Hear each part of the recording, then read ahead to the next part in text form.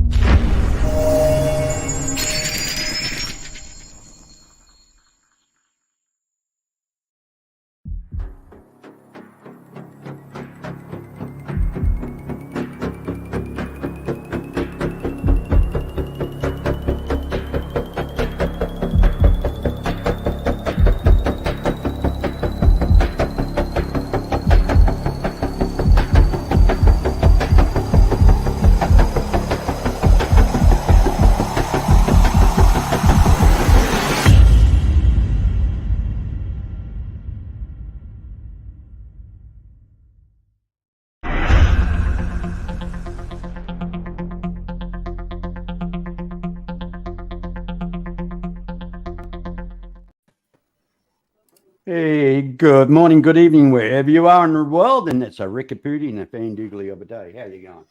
Yeah.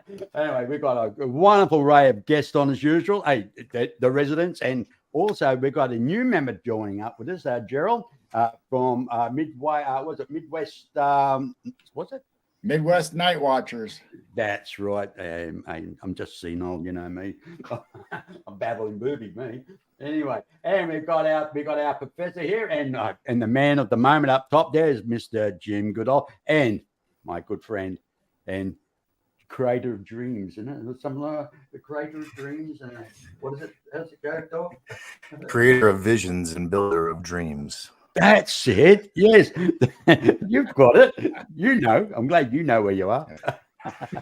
Well, sometimes he doesn't know. Yeah. Anyway. And my internet's dragging, so if I black out, because I'm delaying a lot, as I can see on my end. Just all FYI. right, hey, mate, we know you're there. We can see you there. Don't worry, mate. Okay. Yeah, your voice is coming through. Okay. Yeah. Yeah. I mean, it just makes you wonder if am I suffering with epilepsy or something? Am I suffering with something? I don't know. You know me. I'm always suffering with something. Yeah, one of the comes with age, I think. Anyway, and so okay, Robert, and how have you been? Outstanding. Yeah. Oh, sorry, Professor. You talking about me? Yes, You talking to me? Yes, I'm talking to you. I'm talking to you. Been absolutely outstanding, riding the wave and just hanging 10. I had the pleasure of having the highlight of the year with a visit by our friend Mr. Goodall last week. That was fun. And that was if it wasn't for the fact that was the end of my trip and I wanted to get home. And partners in crime. I tell you that, these two partners in crime. We could have gone another 2 or 3 days probably we have lost our voice permanently. Yeah, he's on his way home and he stops by my place to say hey. And the one day that I'm not home, I'm like 40 minutes out in another town DJing a what do you call it, a barbecue cook-off. And I was just like, oh, was I supposed to know you were there? Well, if you're 40 but he was just surprising me. You should have gave him the address and he could have come and had a barbecue. I mean, I did, but he had to get home. So, because the wife was. I've been gone for 20 days. Yeah. And no, Rosemary was getting pretty upset with you, was she? Well, no, the dog is Scarlet. She misses me, and of course my wife does too. And I am blessed. It took me a number of tries, but I finally got it right. Well, Doc's got a dog there that's madly in love with him. I was talking to Doc earlier on, and the dog all he could do is just lick his face. Get off me! He said, One of now 10. That's a lot of licking. Yeah. So if anybody would like a Bichon Frise AKC registered pup, hit me up. They'll be And what ready in about about you, a week or Joe? two. Huh? And how about you, Gerald? How have things been going with you, mate? Been doing good. I mean, we just we popped on your show this morning or afternoon for you, I guess, and it was early I'm morning only for asking you. for the viewers. I mean, I don't care about you. And then me and the wife did a live stream out back and showed the hummingbirds and our goats and chickens just to test out. Because we're going to put some live cameras out back to show the night sky. Try to see if we can catch something live while we do our shows.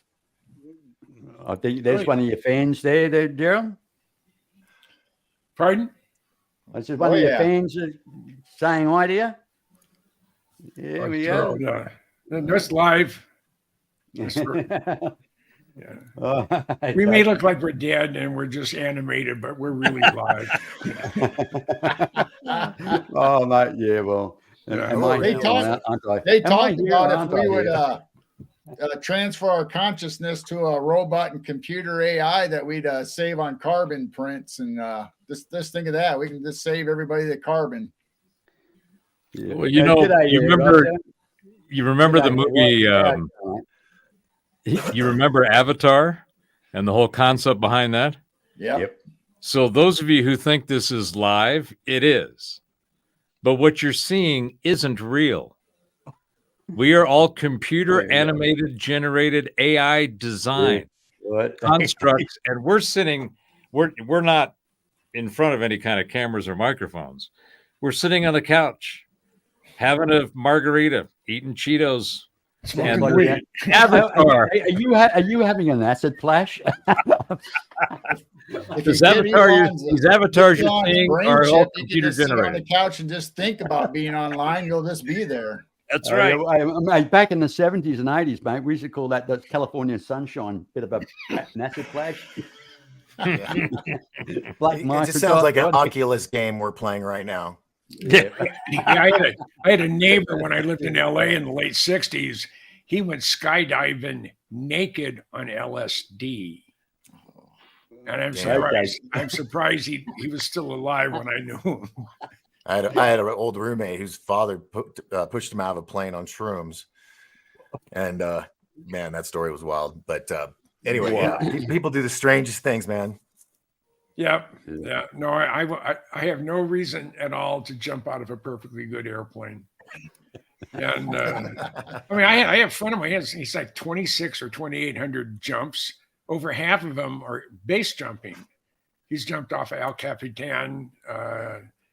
He was supposed to be the group that going to jump off the Khobar Towers in Malaysia, and they're going to leave at about a minute before midnight, and it'll take them 2 minutes to get down. So they'll leave in the in the 20th century and arrive in the 21st century. So anyway, listen, anybody that wants to kind of jump in, I'll accept that. I have a bit of an open door here. I don't want too many people, but anybody wants to come in and say hello, you find within the chat. You'll see the link to join the show. Feel free to come in. So, Mr. B, am I to interpret that as you have an open border policy? Today I am, yes. But yes, I just checked. Limited. I mean, everybody's going to have a say, and everybody's entitled to a voice. They can come and go. I can say wave them goodbye when I've had enough. See you later. On my end, your voice is starting to break up there. He's breaking up on me too. Yeah, me too. That's why I'm taking off the video, because I think so many it's eating up the bandwidth. So I'm kind of trying to ease the pressure on the bandwidth. Well, shit. Yeah, you're still breaking up. B. Yeah, really. How can that be? We hear the only thing we're getting through is the whiny Australian accent. no, but it's popping and cracking. So Okay. We're only getting those parts of the words. yeah. Okay. Yeah. Anyway, so subject to get the ball rolling. We'll talk about a few minutes. You got to fix your mic. It's breaking up. Yeah, we can't tell what you're saying. Either that or get closed caption. He can't read. He's Australian. No, that's for us. Oh, okay. Because I need that anyway, because I don't understand what he's saying. Yeah. Man, you're getting me, guys. I mean, it's so bad. No, it's worse. Yeah, it's worse. You know what? You might try leaving the session and coming right back in. He can't See if because that- he's leading the set. He's leading the, Oh, the he's event. the It would host. shut us all Right. down. Yeah. Yeah, well, It would like kill the show. Well, don't worry, I don't do much talking anyhow. Here, kill your video for a second. See if that clears it. That's what I'm doing. No, Oh, he just Come killed back. himself. come back, come back, B. B, you anybody gotta come home? back. Yeah. Oh, you know what? He can. You know, I got That's knocked right. off. Try it again. Yeah. Are you there? Okay, you're Okay. back. You have to talk so we hear you.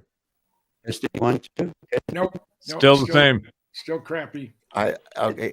Here's some old school. Jiggle the cable. You might have a short in your wire. That's what it sounds like. Or a loose connection of some Uh, sort. He was kind of crackling today Yeah. when we did the show earlier, but it wasn't this bad. Is it better? No, it's Nope. No, it's- worse. It's worse. Oh, man. Why does it happen to me? Okay, so what I want you to do is the plug that goes into your computer, pull it out and then put it back in. For your mic. Take your microphone cable that goes into your mic in on your computer. Just pull it out and put it back in.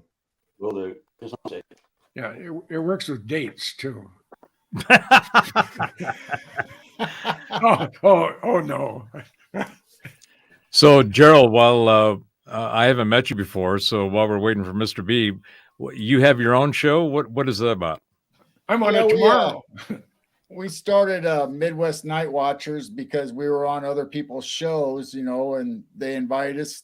We first started out streaming or videotaping, the night sky, just constellations and stuff. Then my wife started noticing because I work second shift, so she's out in the backyard during the week, and she noticed some moving objects, going through the Big Dipper. So then we got the satellite trackers, airplane flight trackers and all that. We figured out that it's not on any of those screens and it's not Starlink. So we were Nice. tracking that too. So we got quite a few videos of that. Then we bought Psionics night vision. We bought ATN night vision binoculars, and now we're getting orbs and rods. And the other night we posted a video on our channel about there's a trees across the field from us, and there was a energy field. It looked like a Tesla ball where you had the electronic spikes going out, but it only went out so far, and that was right in the middle of the tree, and it wasn't there earlier. Then it happened for about an hour, then it went away. So we've caught that twice now in that tree, whatever it is. So you've got footage of this. Yes. Oh, that's awesome. And that's on your show. Yeah, on Midwest Night Watchers, we uploaded all those videos. We got the Big Dipper. We got the very first one. It looks like a line, like a straight line ship, or we call it a mothership for no other explanation. And my wife caught that the very first night. That was the first video we put up. Wow. I'll have to come through. No, it's you're terrible there, B. Really? Yeah. Hey, B, let me ask you something. Your webcam has a mic, right? Yeah. Okay, go in your settings and audio and switch the mic to your camera.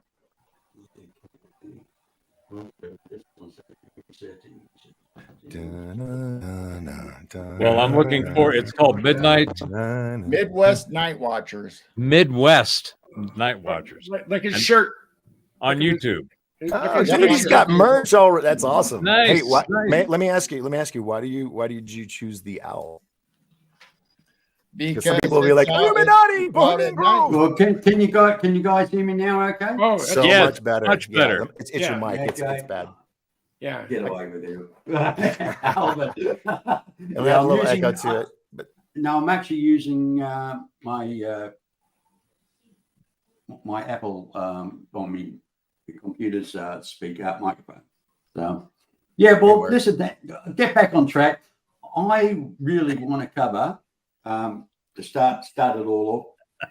No, Shadow people. Yes, shadow people. Now, Jim, you believe in things like interdimensional type things. I noticed you bring it up, in your documentaries where if they exist, we should have the right to know. But let me just play this little footage before I go, just to give an example for people out there what I'm talking about, shadow people. okay.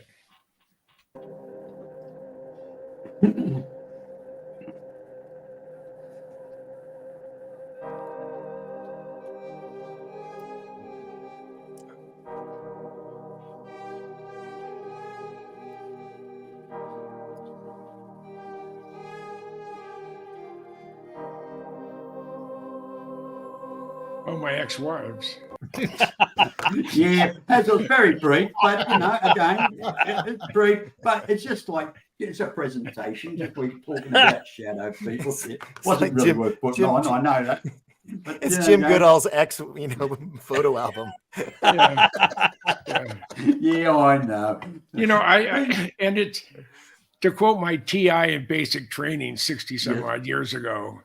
He said, Goodall, you have everything going for you but your mouth. And things come out of my mouth. I don't even think about saying it. They just come on out. And it hasn't changed in No 60 some filters, odd evidently, years. huh? And but I have a twisted sense of humor because I can find humor in almost anything. Yeah, I'm the same. I drive my wife crazy with that. Yeah. Oh, hey, wow, real, dude. real quick before we go too heavy into the show. So each of us is, I think, got like it's a website or a YouTube channel. You should have a Yes, blue button you in the got the top right line. corner. Click on that real quick and share. So that way your audience is watching this show through this channel. So it'll build the audience, and people that normally didn't watch the show will see it. Sorry, it's a new thing, and I'm trying to help him get his numbers up. You're totally on it, Doc. I've been streaming from Yeah. our show from StreamYard to my Professor Bauer YouTube channel since we started. So yeah, you're right. Fantastic, It's great. man. Yeah. Me too. And I think Gerald's doing that as well, aren't you, Gerald? Yep. And I don't do anything other than going Just the road kids. trips. He's like William Shatner. He just has to show up. They actually build the show around Jim. Well, my next thing I want to do, I've done some pretty fun things. Yeah, I've been to 400 feet deep in a ballistic missile submarine, and I've been. Is in that the one with the SR-71 in it? No, that's the C-5 that I was in. That's an airborne submarine. Right. Yeah, Now- I'm the only person in the world to have been in the cockpit of a Blackbird at 33,000 feet at Mach 0.72. Oh, inside another airplane. And you know what? I'll tell you something which is really interesting. Can somebody tell me what their opinion of people are? The what? Shadow people. Yes, we're trying to stay on track. That's what he's doing. Oh, okay. Yeah. Oh, is that what we're talking about? Is No, Shadow because people? I know Yeah. Robert will start off shortly. And then Jim will fire him up, feed the fuel. and poor Gerald and Doc and I, we'll be just standing on the sideline going, yeah. that sounds like it's actually going to be fun. So, did you want me to start with something on shadow people? No, and then no, let it go, or what? I'll cue you in. Okay. All right. Because we all want to get a saying in here. So you're not saying Q, you're going to flag me when it's Yes, time yes, to tap yes. out. Okay, No, I'm very familiar with that. Okay, I Jim, know that a lot. what's your opinion of shadow people? So my opinion is based on a very limited. I was actually talking. Excuse me. I was actually Yeah. talking to Jim. Oh, you're talking to Jim or me? Well, I thought you were talking to Robert. Okay, Mr. Bauer, Professor Yes. Bauer, Yes. the floor is yours. I can see you're eager. I will try.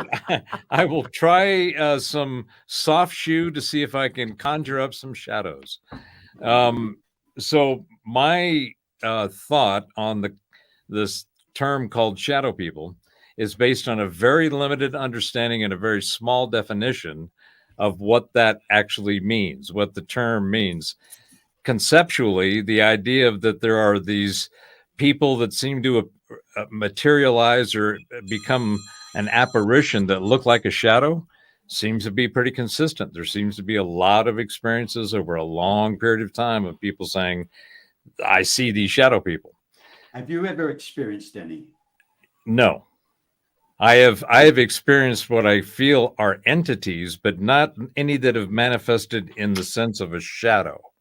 That was It's my wife, by the way. Rosemary.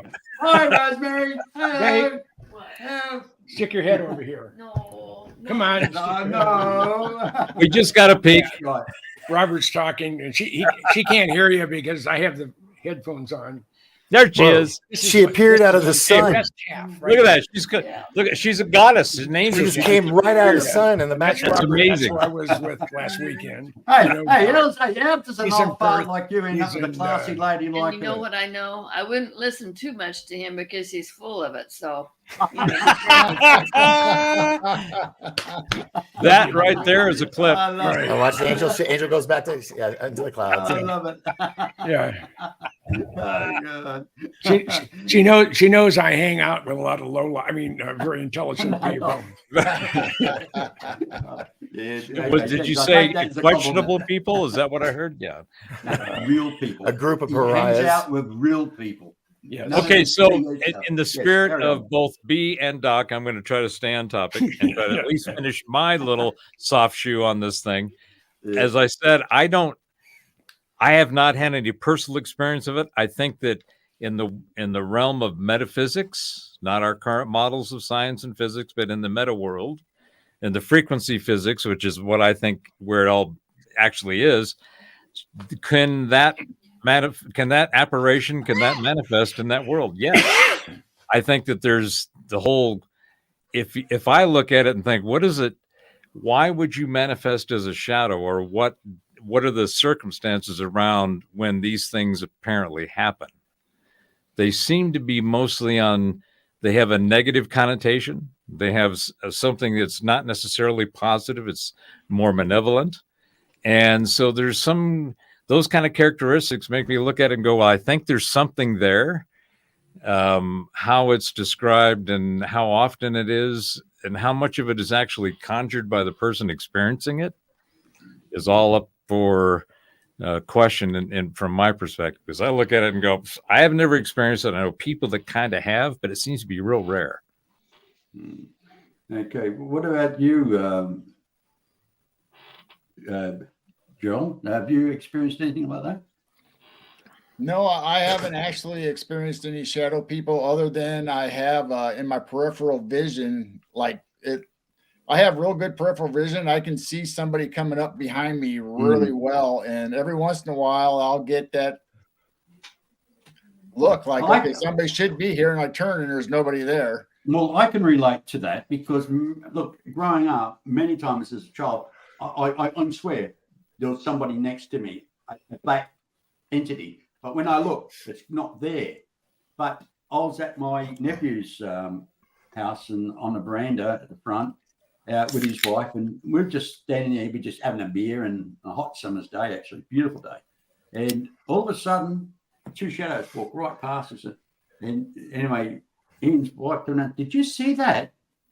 He said, yes, we did, and it's like, that's the first time and only time we ever seen anything as in like, well, as there going past us. Like literally, it was like walking past us. It was a spirit. It was like to me. It was. I look at this. I wanted to get. Or I think it. I don't know. I don't know what the hell it is, but it's very much real. I know it's enough for them to actually end up. It's only a matter of within a year later, they actually sold the place. And so my theory, or my opinion anyway, on shadow people is that, you have a 2D and a 3D, because some of them just stay on the wall, and that's the only way they can travel is on a wall. But then you have other ones that actually appear like a full apparition right in front of you, and they're actually like a person going right by you, and it's a dark shadow. What about you, Doc? Have you ever experienced anything like that? Oh yes, I have. Of course. What was Mate, that? have you? Sound like a job Really? opening in the background. Someone dropped everything. Oh, God. I said, of course, and I hear all these plates drop. I'm like, what is that? Yeah, somebody's doing their dishes out there. I think. There go your tips for tonight. I can't Yeah, no. mute it. I can't mute this damn thing, at the moment. Now, anyway, carry on. So yeah, no, it was broad daylight, middle of the day. I was watching TV with a friend, and literally, it was out of the corner of my eye, and I turned to look, and it was still there. And what I saw was a shadow, 3D, like you were saying, 3D shadow, so almost like a ghost, but it was a shadow like. And it was as if though it was a woman from the not the Victorian age, but I'm thinking like a Victorian house kind of back in the 1920s and stuff with the outfit was like one of those white outfits. Now this is of course all shadow, but I'm just trying to describe the outfit. And it had the collar that comes up with a little brooch thing. You know what I'm talking about? Mhm. Yep. Okay, so it was that, and then a skirt. No body inside. Yeah. Just the outfit, Yeah. but it was all shadow. And There was it no head above the dress. It was just There was no arms, no legs, no head. It was just Nothing. the outfit. And the way it appeared, first out of the corner of my eye, but when I turned to look at it, it was like in the old days when they would have the old flash bulbs and they go and then fade out. yeah. Right. That's basically what it was like and how fast it was. It was like Yeah. and then gone. And I wasn't freaked out or anything, which kind of shocked me that I was so like, okay, I think I just saw a ghost or something. And my friend, of course, he was like, nah, you're full of shit. But I know what I saw, and it's the only time that's happened, especially during the day. You would think that would only happen at night, because the sun was coming in on the walls. So when it was very not defiant. Definitive. Definitive. I was trying to think of the right Yeah. word. So when you saw this as a flash out the corner of your eye, No. I saw it, and the way it disappeared was like the flash of a bulb. so did you look directly at it, or did you see it out the Yes. side of your eye? First out because we're watching TV, so it was Okay. like right over here, not Yeah. directly to the side, but like maybe 45 degrees.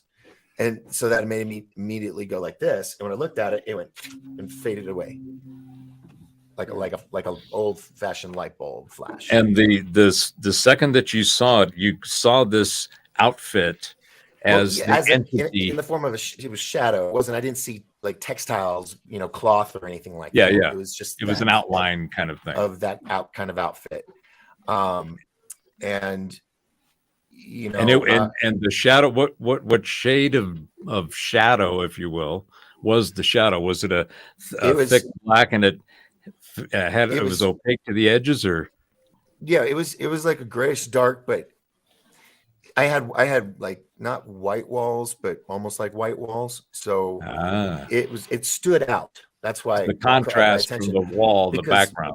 Yeah, because it was the sun's coming in, and because I remember he was saying something about the reflection of it in the TV. I was like, well, dude, it's like a big cabinet. I'm not moving. Well, it's strange you say that, because when I arrived back from the Philippines before my wife, every night I'll be on the computer talking to my wife, and of course I had the lamp on, so I didn't have the lamp shining in my face. I had it shining on the wall, and it's only like a few feet away from the wall, about a meter.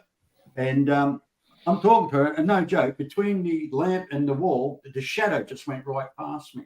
I'm like, what the hell's that? And Mary said, what caught your attention? And I said, just a shadow, and there's nothing there. There was no moth or anything, because it was too big to be a moth, or anything like that. And I was actually renting a house through a mate of mine, because I was buying and selling properties at the time. And hello, we've got a gentleman here named Hollywood. Welcome on board. G'day there, Hollywood. How are you? Oh, hello. Hello, welcome on board. Anyway, I'll just continue. And apparently I said, look, Mary, I'm going to get up and go and make myself a cup of coffee. And as I got up, And I went out into the kitchen and I came back. Mary says, "Who's that person that's there?" I said, "What do you mean?" "When you walked out the room, somebody was standing at the lounge room door." And I said, "No, I'm by myself." And would she believe me? No way. She said, no. Who are you with there? Who are you with? What are you doing? Blah, blah, blah. Mate, I got I got interrogated really badly. But there's nobody there. But this house is a very old house. It needed a lot of renovation. And anyway, at night, I'd go to bed. And of course, I'm laying in bed and it's like somebody goes on the bedroom door. And I get up and wonder if there's somebody at the front. Nobody at the front door, nobody at the back door. And I thought, oh God, but it was definitely a knock on the bedroom door in the house. Nobody there. Went right through the old house. Yeah, that really spooked. And that was the same night. That was exactly the same night. Yeah, but that's another experience. Anyway, Hollywood, if you could. Hey? Gentlemen, So, I'm really how are interested in your take on these shadow people, man. Like I said, I think they're interdimensional or something. I don't know. well, as Mr. Goodall always says in his documentaries, if they're interdimensionals, we should know about it. Obviously, the scientists today, the physicists turn around and say there is more than one dimension. They proved it with their equations, but have they? As it's been proven just in our lifetimes, things that were considered pure science fiction, and Jules Verne comes to the forefront with that. But everything, even 1984, I mean, they're selling something called Soylent Green right now, and it's a supplement. It's a food supplement. I've seen the advertisements on the Idiot Box. So Well, it's like Star Trek, man. Back in the 60s, they thought the communicator was something, man. They should see a flip phone, or the stuff we got now, man. We make Space 1999 and Star Trek look like Tinker Toys. I've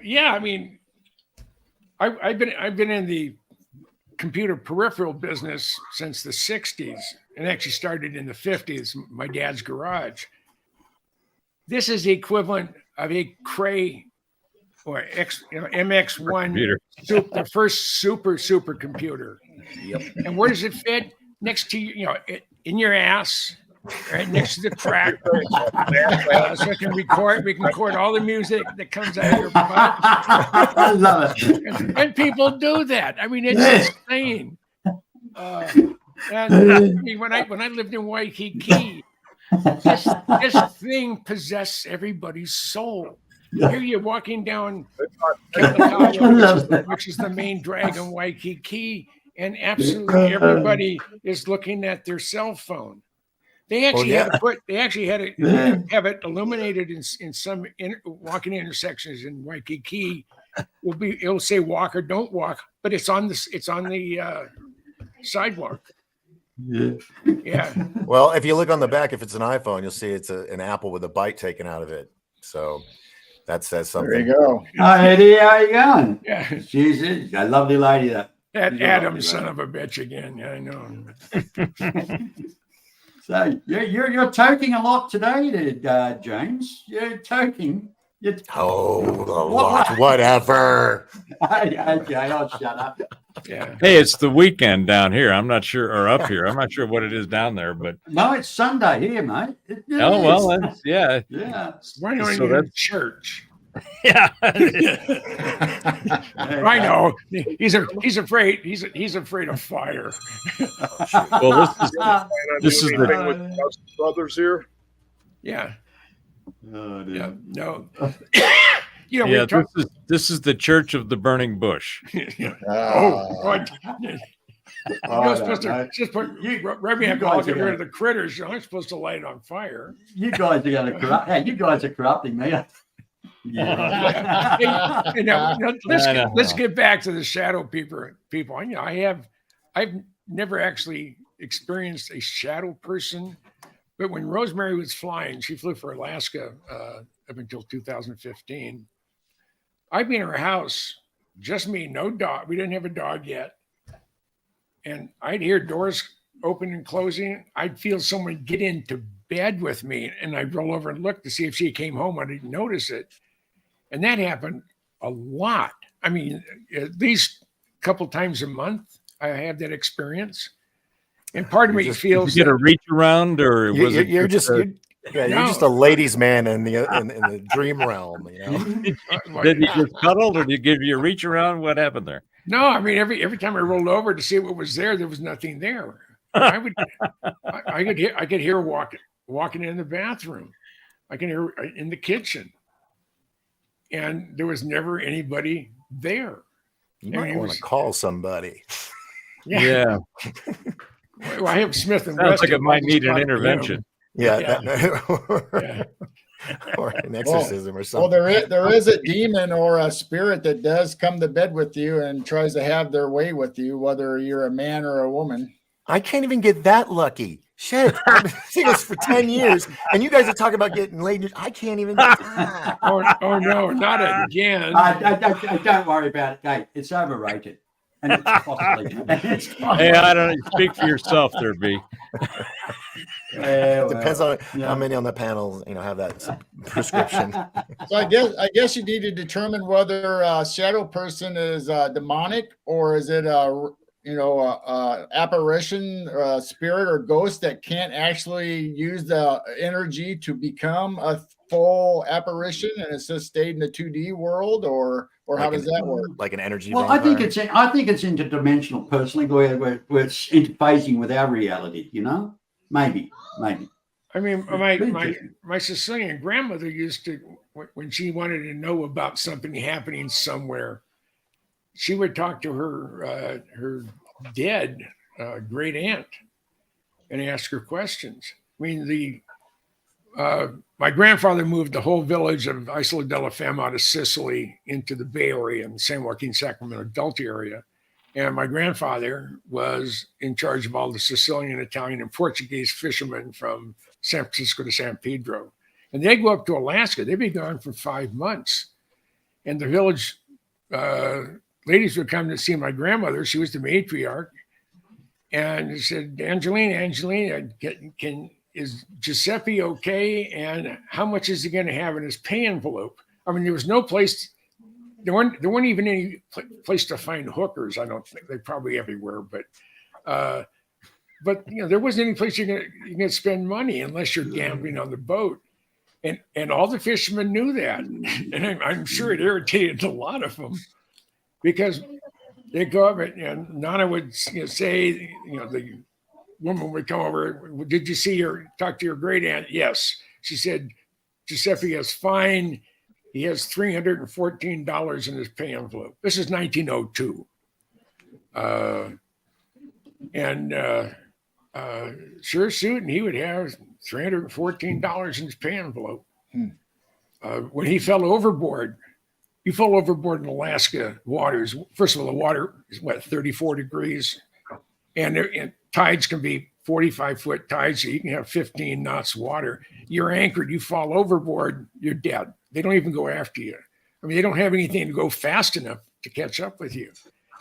And this had to be in the early 1920s.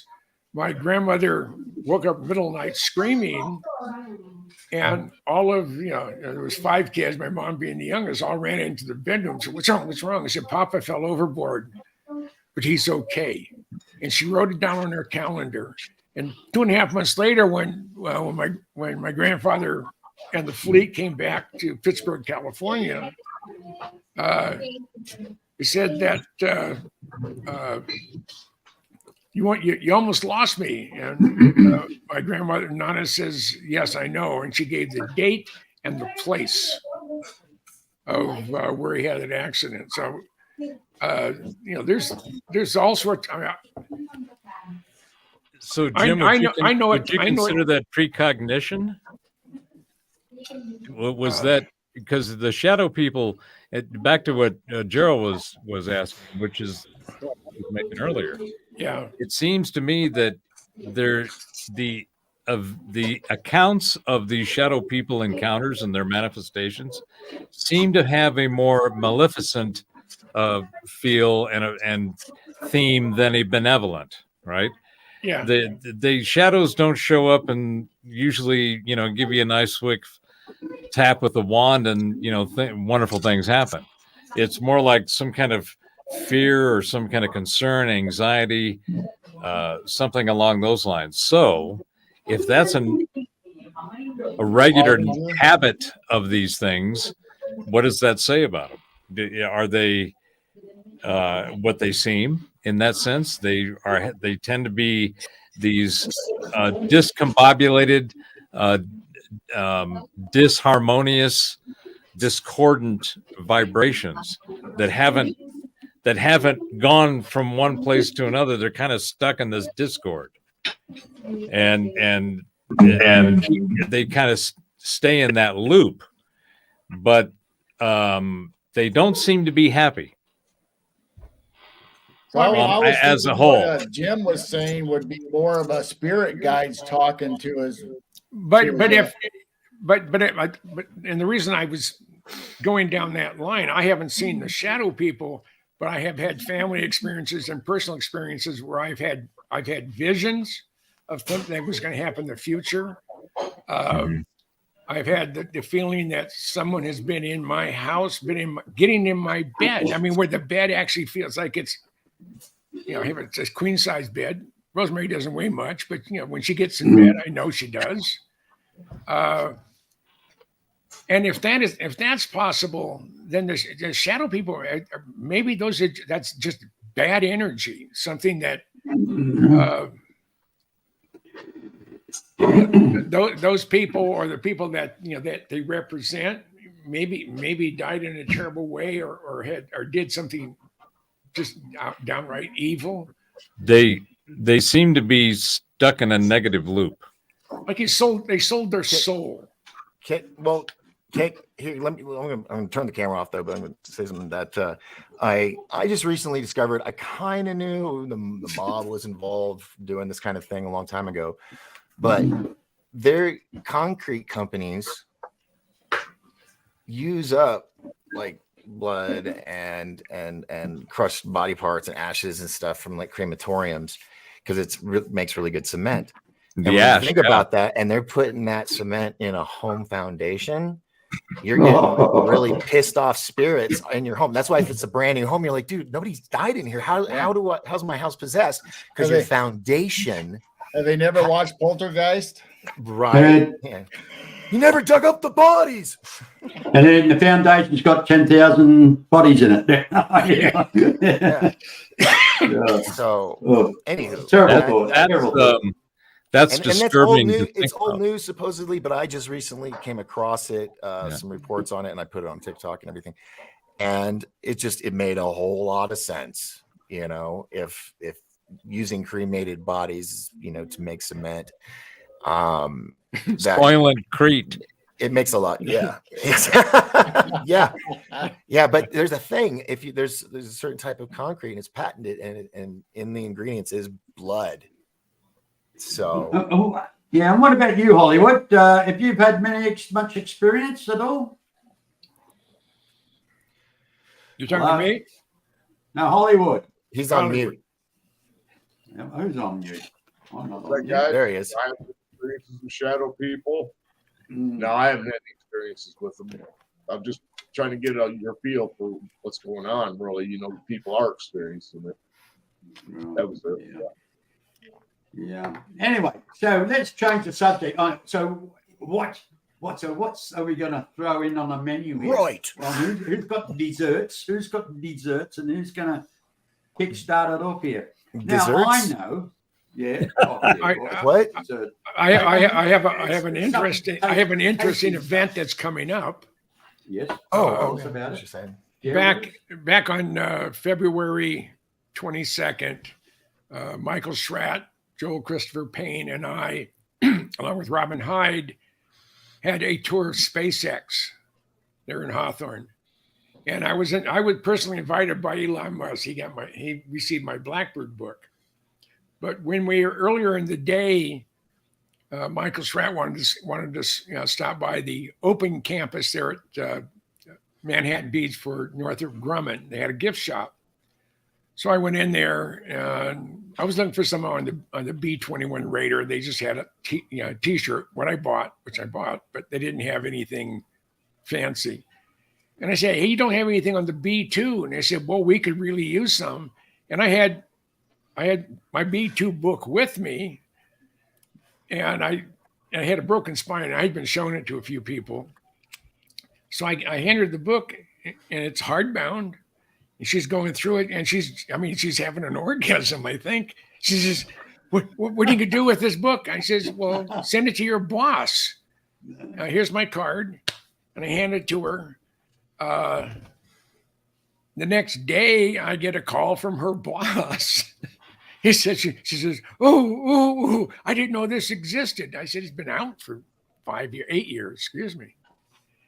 And she says, I got to send it to my boss. So I get a call from Lou, who is in charge of buying everything along those lines for Northrop Grumman worldwide. And he said, I've done a lot of business with Sheffer Publishing, and I'm going to order some for every gift store in corporate. I mean, that's every little place around the world. And he said, I'm also going to order a couple of cases of your Blackbird book as well, because if you like the B-2, you're going to you'll like the Blackbird. But I said, next time I'm in town, I'll stop by Manhattan Beach and I'll sign whatever books they have in there. And he said, I have a better idea.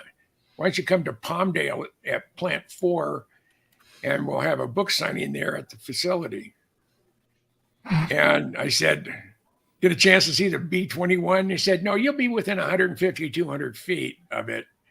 But no, he says, I've been with Northrop Grumman almost 40 years. I haven't seen it yet. So, but I said, okay. I said, all the books are going to come into Palmdale to be sent out to all the various stores, but they're going to have them for sale there at Northrop Grumman, and they're making an announcement that Jim will be here from whatever time. I'll stay there all day long. And you buy a book, go over there, he'll autograph it. And so he said, you'll have to be escorted in, but that's going to be something that's going to be really, really quite fun. And it has to do with what I hated the most in school, and that was writing, or anything to do with books. And hey, Dorothy, how's it going? I get your emails all the time, or your posts on Facebook. Howdy. Yeah, nice lady. She's always on my Facebook as well. Lovely lady. Yeah. I thought she had standards. Hey,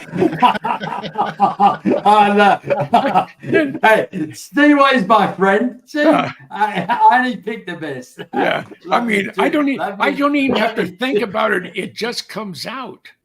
Really, as I was formulating the thought, it was coming out of my mouth.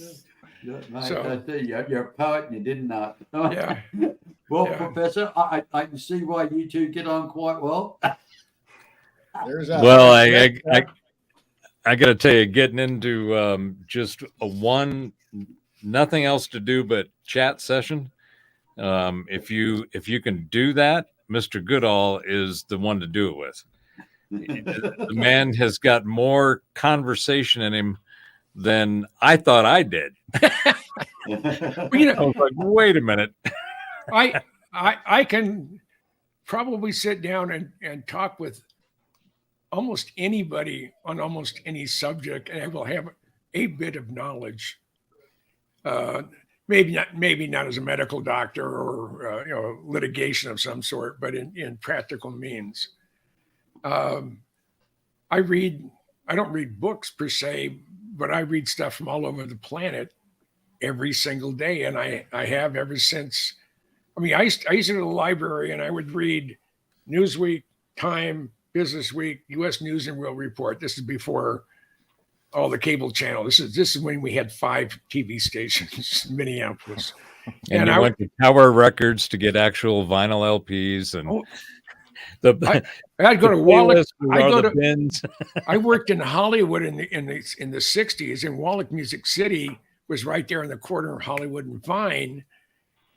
And I used to go in there and listen to music. And I was telling Robert, one of my accounts was A&M Records, and I sat in almost all day and listened to Wes Montgomery record. Oh. And that was just Wait, that was one of the joys of putting with the idiots in Hollywood. Time out. Jim, you're my brother. I love you. So you're telling us that you worked in Music City in California? No, the big recording studio? No, I worked for Xerox. Oh, okay. In Hollywood. And Wallach's Music City, it was a retail outlet. Huge. Ginormous. Yeah. And it was the place. Big, yeah. And any record that was ever produced, you could find there. Done there, yeah. What's his name? The head of the Foo Fighters. He bought the soundboard from the studio. Yeah, I watched that documentary. That's a great documentary. So when you mentioned that, my ears perked up there for a minute. Yeah. Sorry. No, I had all the studios. That was interesting. I mean, it was like getting a job on Mars. And it was so outrageous. I mean, the first time I went there with, it was a Tech 4, it was Hayashi. And he said why his parents didn't name him Ted or John or something like that. It really made him mad because he was born here. He was born in LA. But he was a Tech 4. And it was my first day out on the road with him. And we're going down Sunset Strip. This is 1967. And the topless and braless look and the free love was going full blast.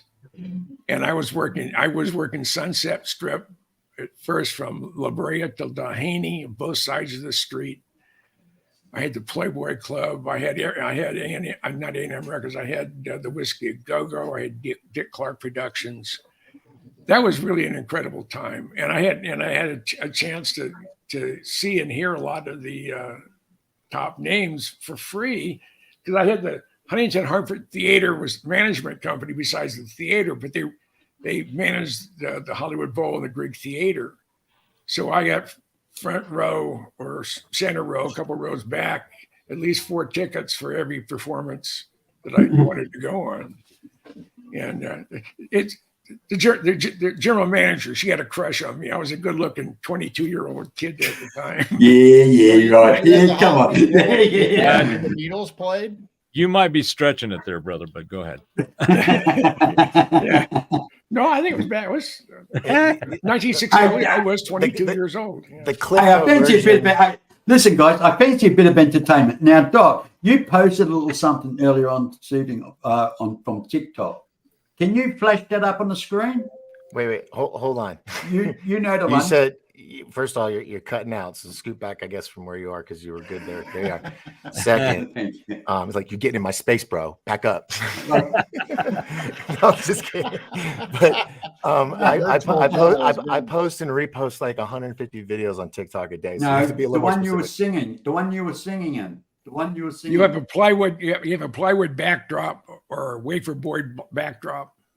Oh, okay. Where the girl started out singing and she I see. That was well done.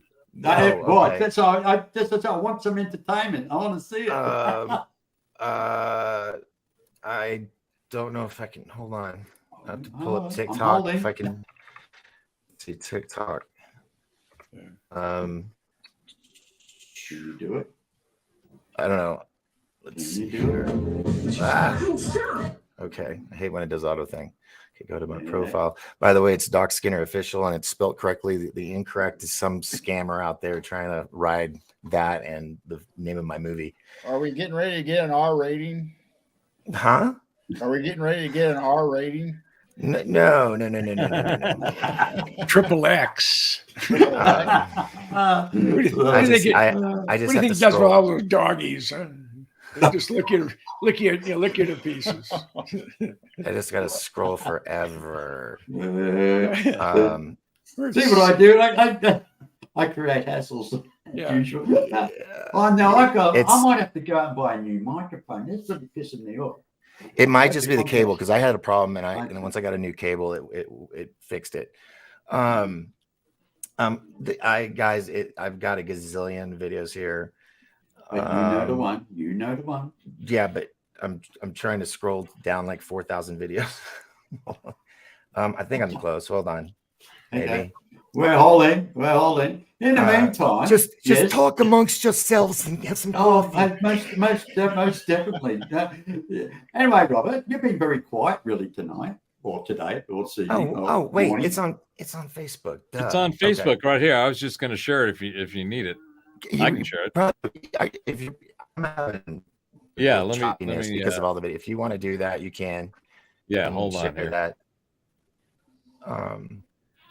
Okay. It's well Yeah, done. I this mean, is done really, really well. I mean, and I think you said It was like 4 years this ago. was I the think. first one you did. It was the first time very you did first time I ever did a duet with someone else, and it was this young girl, and she's doing the female part, and of course I'm doing the male part, and that's when I was like, TikTok's the shit. I love this stuff. no, but it's so well done. I mean, your Okay. acting technique really came out really well. Oh, You should thank you. see it there, Mr. B. Do you see the screen share? Yes, you gotta approve it. Oh, yes, I see it. Yep. All right. There we go. Yeah. Tell me if you can hear it. Yeah. In my head, I know what you think now. To the ground and pulled out a ring and said, "Very night, Juliet, you'll never have to be alone. I love you, and that's all I need to know. Talk to your dad, go be, gotta wait. It's a love story, baby, just say yours."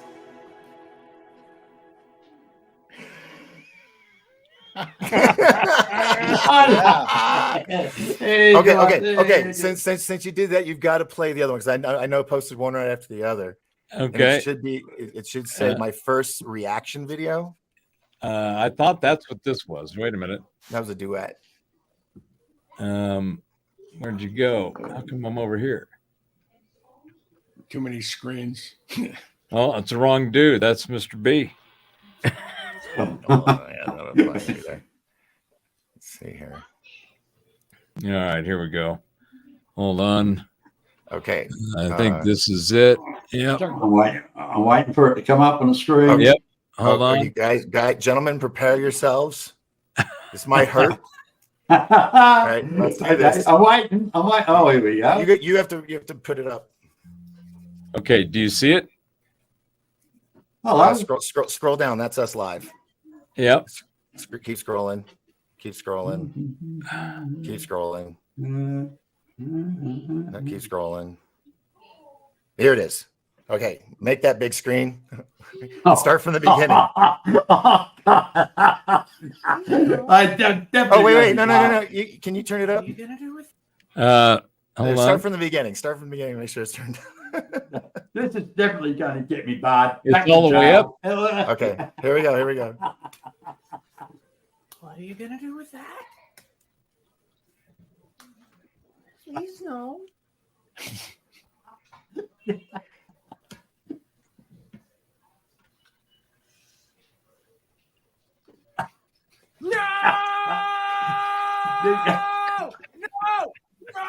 No! Stay away from my no. Do the mouth closed, please, but no! No.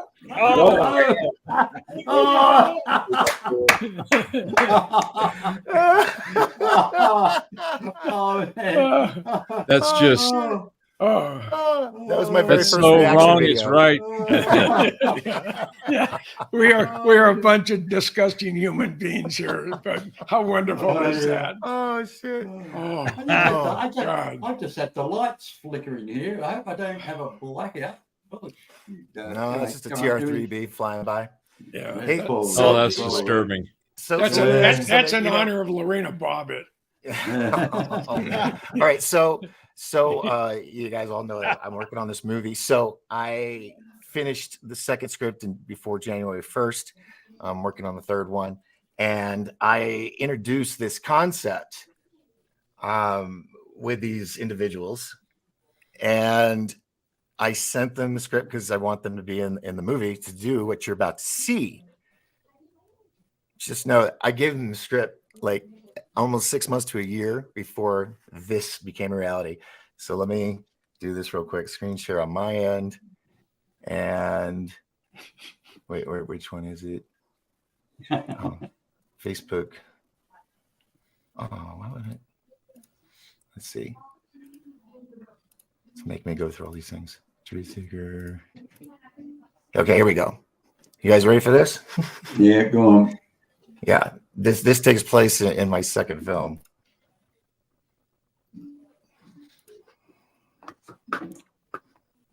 Ah, shoot. Let it ready for a second. Crap. Man, having us all on here is probably just eating up the bandwidth. Let me try again. Oh, this sucks. This always happens when you want to show something on the internet. Never fails. It looks cool. Is this some kind of competition? It's a jetpack race. Oh, that sounds really exciting. I'll have some of that. Here, let's see. I've actually seen that video. Hold on. Get out of this. Okay, so this is in my videos, and it's on Fly the Movie on Facebook. That's where it's at. I'm on wireless. I'm sure one of you guys are jacked in, and you got. You want me to dial it up? Yeah, if you wouldn't mind. Yeah. Go to Fly the Movie on Facebook, and it should be. Yeah, it's the first thing. Can I remove this off the page? Yeah, you can take me off. There we go. Okay. Sorry. Okay. You know what sucks is it Starlink. Oh. Pisses me off. Yeah, Okay. Okay. Yeah, Mr. B's got it. He's good. Hold on. Where's my percent share? There you go. First post down. Fly the zipper.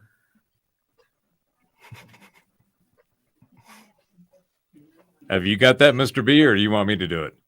Well, can I do it? No, that won't work my end. You're the operator. You have to scroll down so we can see the video.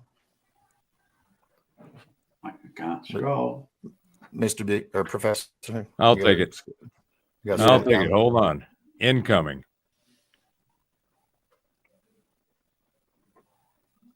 What's going on here? Okay, what's here? You got to let me in. Let my screen in. Another one. Okay. There you go. All right, you ready? Yep. Blast off.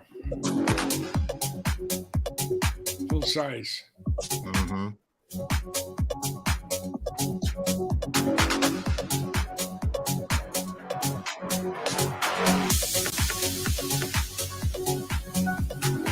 Yeah, I'll have some of that.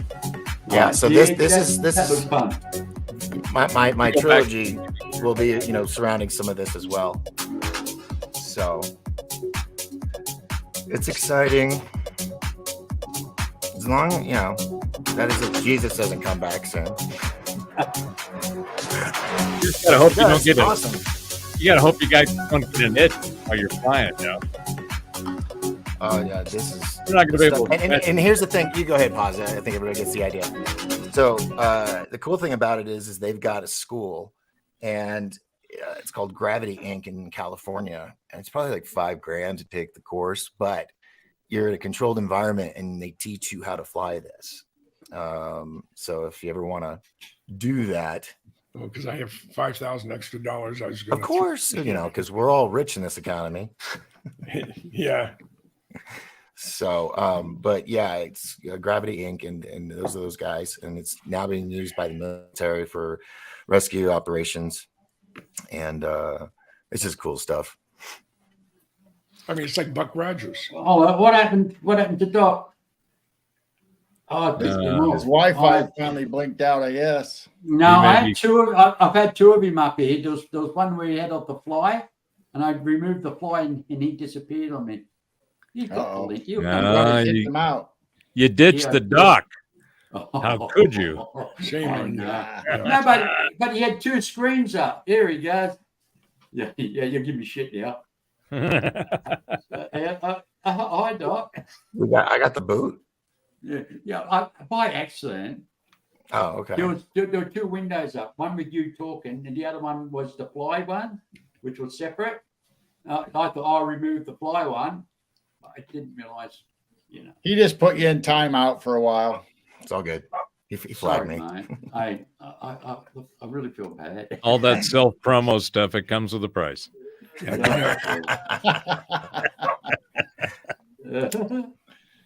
Yeah, well. Now, okay. So, what else can we add to the table here? Well, we're since- going on. Since the whole, I'm just gonna go ahead and throw this nugget on the table, and you guys do what you want with it. The whole UFO, UAP thing, all that noise that's going on right now. That's what it is. There's noise on purpose. I think it's intentional because it's very confusing and distracting and all that stuff. But underneath, in some of this stuff, are some nuggets, because we all know that one of the best ways to hide something is to put it out there so that everybody can see it. They just don't know what it is. They don't realize, right? So hiding the truth in plain sight is a long strategic tactic going back to various ancient cultures. I think the real thing, and this is something Jim and I just talked about today, and I just went through yesterday. The whole idea of the ufology and around some of the most prominent figures and or events is where the majority of the typical UFO plebs are in. They're all kind of just, and there's a whole bunch of new ones coming in because people are starting to awake going, I've got that old brother, that old cousin, that uncle or somebody who goes on about this shit for years, and shit, some of that shit he said back then. There must be something going on. So there's more people that are getting an awareness and starting to look into this stuff. So it's good. There needs to be entry level, if you will, for this whole conspiracy, this whole memeology, the whole idea and concept of aliens, of other beings. Because when you get deep into it, these guys have been around not only for a long time, and disclosure happened millennia and centuries and civilizations ago. Every mythos from every culture that we've ever spent any time trying to understand and decipher talks about somebody up there came down here and gave us shit. Sometimes they gave us literal shit, but most of the time they gave us shit to go make more of our shit and to make their shit. So there's a lot of shit making. We seem to have been intentionally designed to go be a working entity of service to those who modified us to do that.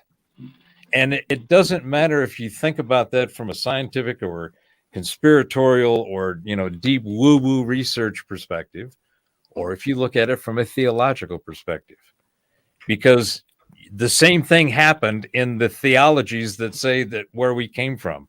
There was some dude up there made all this stuff. There were some familial things that went on, but he was in charge. And then there was this hierarchy of angels and people or entities that didn't follow the creed, and they got kicked off. And there was a bunch of people that got pissed off the big dude, and so he just wiped them out. There was a lot of that. Our history is replete with a hierarchical, emblematic, problematic in situation where there's always some kind of fiefdom, there's some kind of familial problems and hierarchy that makes whatever it is at the time a family. And the angels descended to earth in fiery chariots. Well, yeah, I mean, you look at the Vedic and the Mahabharatas, some of those stories. I mean, there's just nothing but high tech in there. Bolts of fucking incredible power, blowing up shit coming out of from the sky. Okay, an iron rod that lit up like 10,000 suns as it hit the ground. Right. Hey, and wasn't it a few years ago they actually found a crater where around this crater, the town, there was more people with deformity. So when they actually went around and checked this crater, it was a lake, and apparently the radiation level was so high. They reckon the only thing that could have happened was a nuclear thermal bomb. And so they now fenced this area off.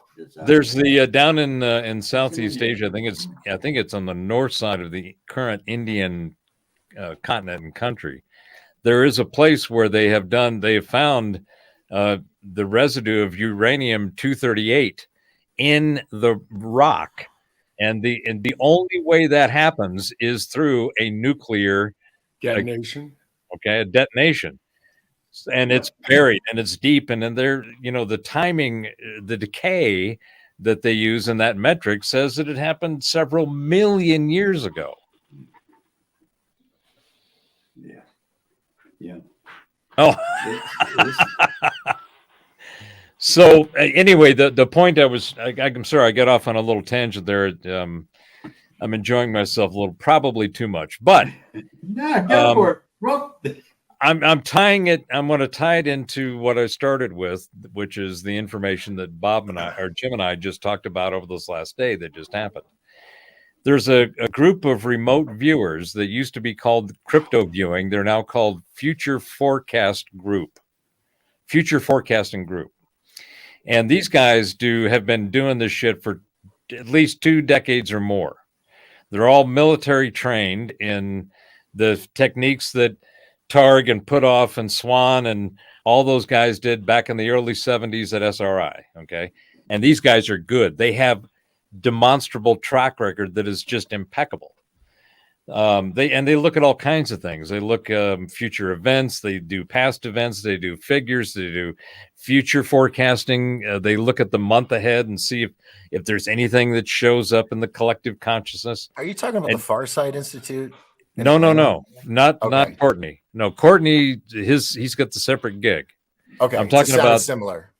So this is Dick Algar, Daz Smith, yep. Edward Reardon, Naeem, and they used to be crypto viewing, and they started 3-4 years ago, and they focused primarily on the crypto market, but they did all the typical RV work. So last month on the 15th.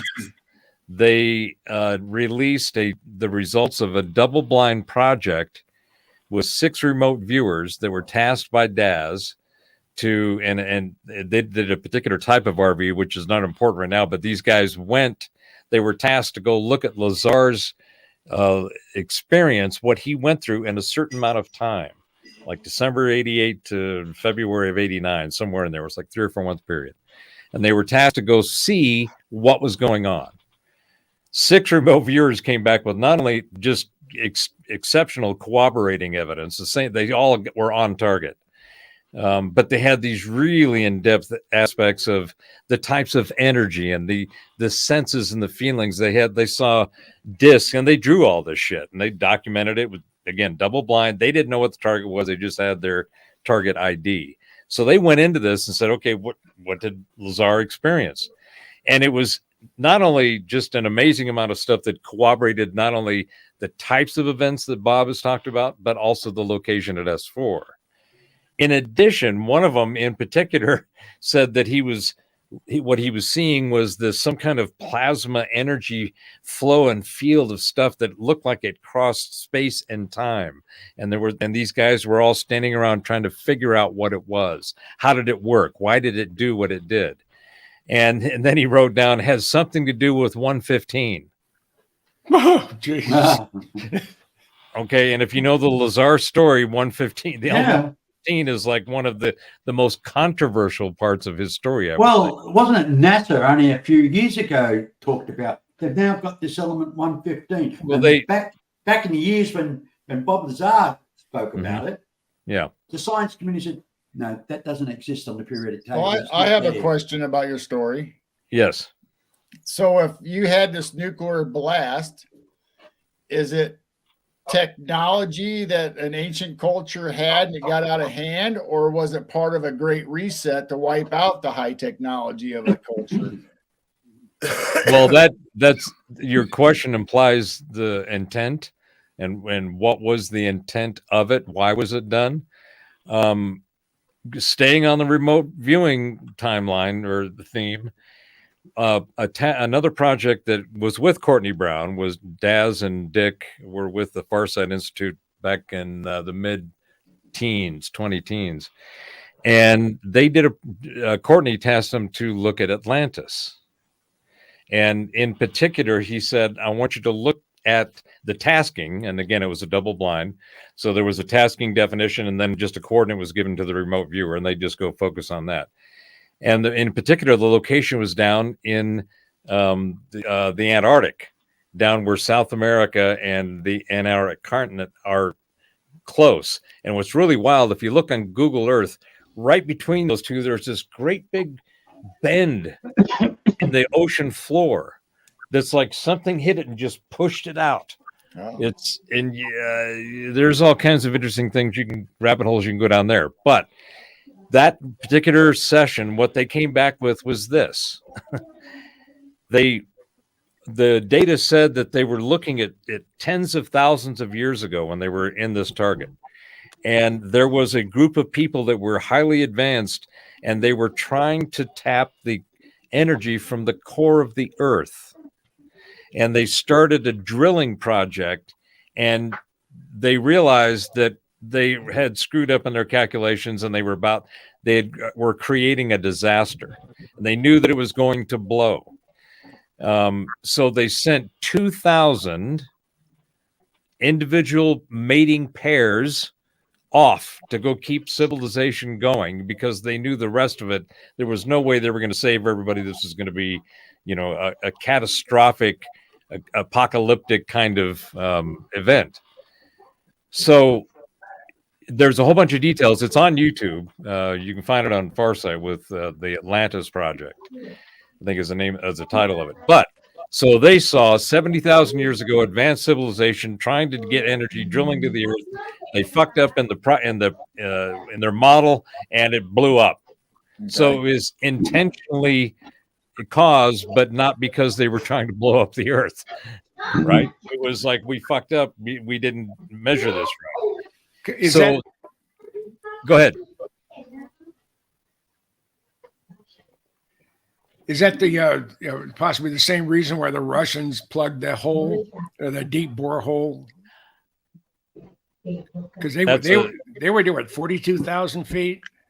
There were some. I thought it was 50 or 60,000, but they got to a point where it's like, we don't know what's going on down there. I saw something where they sent a microphone down, and they were hearing shit.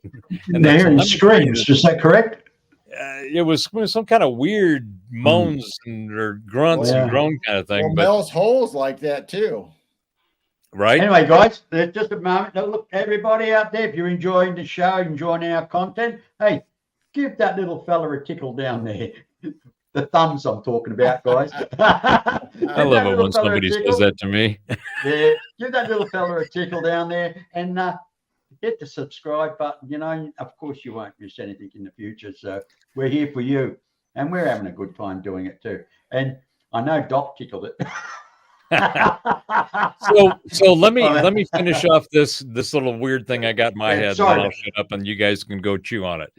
So the two things I'm putting together there is this remote viewing session that just got published yesterday with these incredible remote viewers, and doing this, they did a whole thing on Bob Lazar, and Richard Dolan was their guest to be in the reveal. So in the videos, there's a 30-minute intro where Richard and everybody's finding out for the first time what the target is. So this is the target reveal of after everybody goes and does their session and comes back, and they've got the data, and they go, well, what's your favorite part? And they do a quick thing, and then they say, all right, here's the target. And then you watch all the viewers go, that's what I was looking at. And it's just, that's amazingly fun to watch by itself. But Dolan was also on the reveal, and throughout the all of the presentation of the data and the discussion, Dolan is just sitting there going, you guys are on another level. This is blowing me off my chair. And it was the same for the guys that were, the remote viewers. So that coupled with this whole UAP, UFO noise gate that's going on, all this, buzz and bullshit is that is distracting from what this real shit really is. And that is the things that we've heard about, I think, for a long time. I think Lazar's story is, he's putting, he's giving information of factual stuff. And it's probably more true than not. Sorry, Who's you that? guys aren't talking. Could you be on mute? We're hearing TV or something in the background. Not me. No mute. It's not me. No mute. No TV. No TV. My wife just came in and asked me if I wanted another coffee. There's the culprit. So you think it has anything with the new CERN they're getting ready to build? I think CERN is it's one of those things that happens in our human cycle of iterations and evolutions. We kind of got smart about some stuff and we're trying some things, but I think that what they're doing is, from my perspective, they're looking at it they're looking for the wrong thing for the wrong reason. And they're spending a unbelievable amount of money and resources to do it. The good thing is that they are spending the money and they're trying to do all this stuff. The amount of new technology and new things that is going to come out of them trying to sort this out is good. I mean, that's the way technology really, in my opinion, has happened over the last 100 years, starting in the turn of the last century, from 1800s to 1900s. That there was a huge amount of amazing information. The technology that was available then via Tesla, Walter Russell, John Keeley, all the stuff that Faraday and Maxwell and Heaviside did. I mean, all those guys they figured out what the source of energy is, which is the ether, and with coming from what we mislabel a vacuum. And it's not vacuum, it's full of everything. With the Hadrian Collar, do you think the way they're smashing the atoms and things like that, it could be true? They should be trying to manipulate time. Do you think if they can send stuff at faster than the speed of light, could they be trying to capture something? Like I'll throw these two nuggets out there, and then I'm going to shut up and let you all have at me. Number one, we've heard that story before. Come on. Number one, there is no such thing as the speed of light. That is a misnomer in what it actually is. And I'm not going to go into the details of it now, but light is energy. Light is always there. Okay, and so the way that we look at it, and this is where those guys that I just mentioned, they figured all this shit out, and they went, well, no, really, minerals and gas and air and all these different substances and the ways in which they interact work on this frequency set. It's all electromagnetic. Gravity is not gravity. It's electromagnetism. We live in an electric reality. So anything that's electric, magnetism is electricity.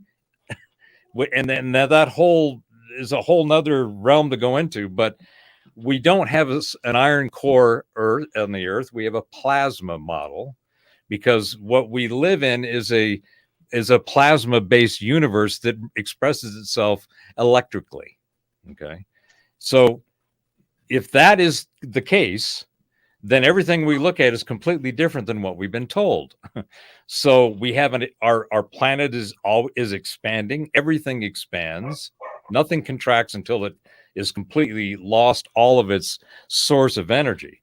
But even then, it just turns into a kind of a rock, right? So from what we've seen, so our Earth is expanding.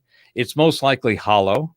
There seems to be more water under the shelf inside the Earth than there is on the Earth. Oil is not fossil. It's abiotic. It's a part of the natural processes of the geology of the Earth. So it doesn't come from fossils. It doesn't come from dinosaurs and plants and shit. That's not, no, it's a part of the earth. It's the second most voluminous liquid on the planet next to water. That's why they keep finding it. That's why there's more and more of it. So all of these things are completely different than the way that we think about our world around us. The earth is actually expanding. We have a magnetic field and it has fluctuations. It's actually very weak right now. So is what we can measure on the sun. What does that mean? Well, there's all kinds of space shit out there that the sun's magnetosphere protects the solar system from. Ours protects ours from. Well, they're getting weak. It's like, well, is that a concern? Could that possibly be causing any of this variations in what we call climate? And, get off the whole climate thing. When you can tell me where the thermometer is to set the temperature, and you can show me how that works, I'll have a listen to you. But until then, sorry, I'm done. So those are a little some nuts from my nut bag of I am not agreeing with you bag. It's like, I got problems bag. It's like, you guys, the answers you're giving require a re-examination of the question that you started with to get that answer. Because if that's the answer from the question you asked, your question's fucked up. So I'm seeing this as, humans are made out of water, and we have an electrical pulse inside of our body. That's how our brain and our nerve endings function. And so when we go out in nature and ground ourselves, that's why we feel better, because of the energy and the electrical pulse coming from the earth into our body. So it's all related to us and the earth and how it reacts and the frequencies that we get from the universe and everything coming in on us. That's why you feel so great when you go to the beach. I mean, because you're fully immersed in the water, which improves the conductivity. I always felt great when I was at the beach.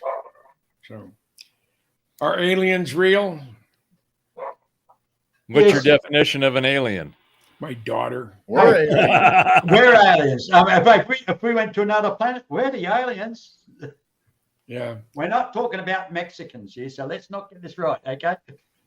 My daughter doesn't think like anybody else I've ever known in my life.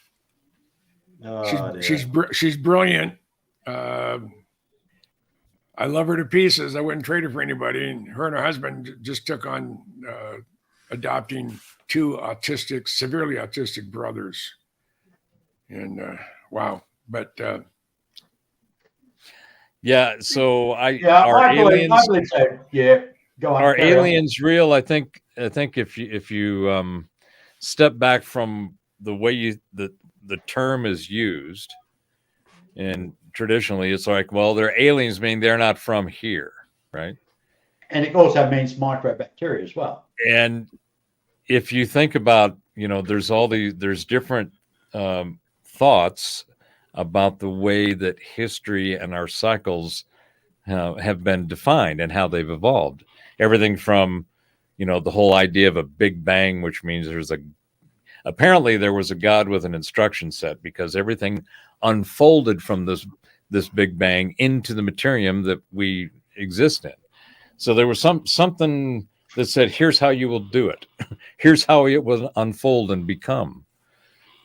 So that's kind of interesting. So there must have been information before that, which means, okay, you can go back down that rabbit hole.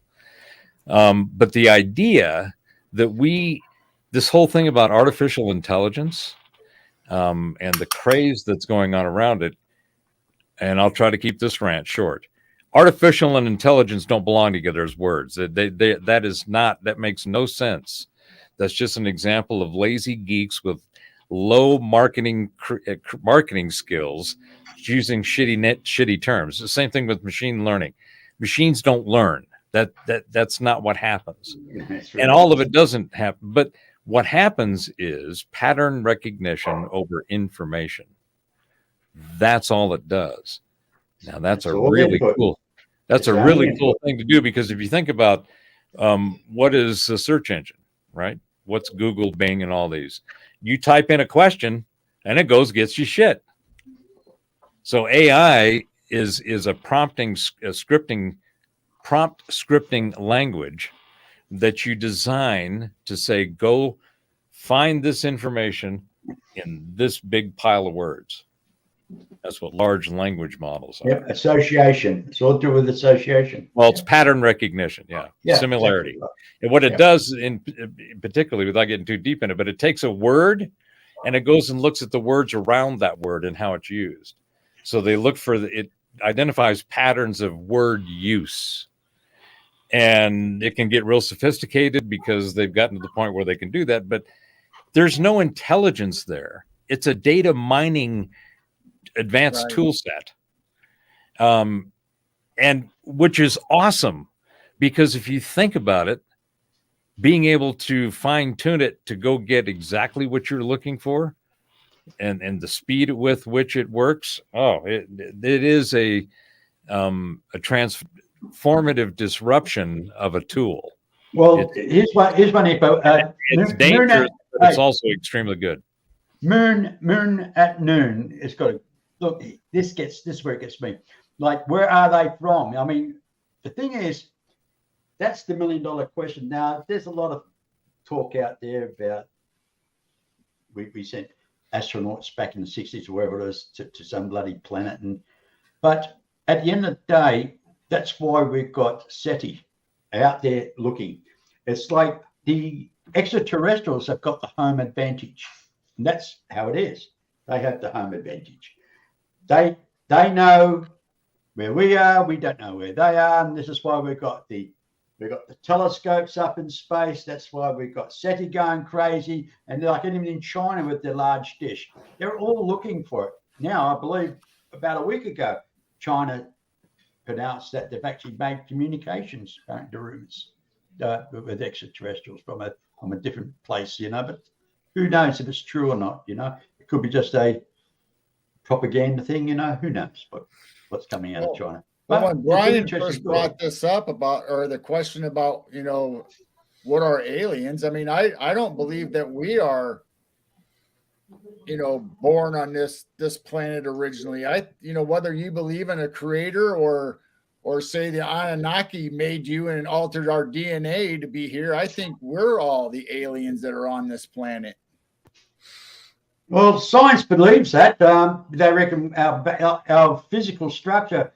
I mean, we suffer with bad backs, bad knees, and everything, and we have soft soles. And if you look at the natural fauna, mate, they don't get skin cancer. They don't get blisters on their bloody feet. They're actually designed for the environment. We are not designed for the environment. So I'll toss this nugget out on the table. There we go. We'll toss the turd and see how it tumbles.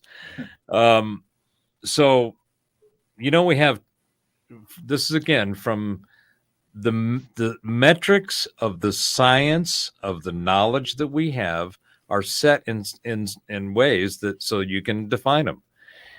In physics, if you can't observe something, it has to be mathematically modeled.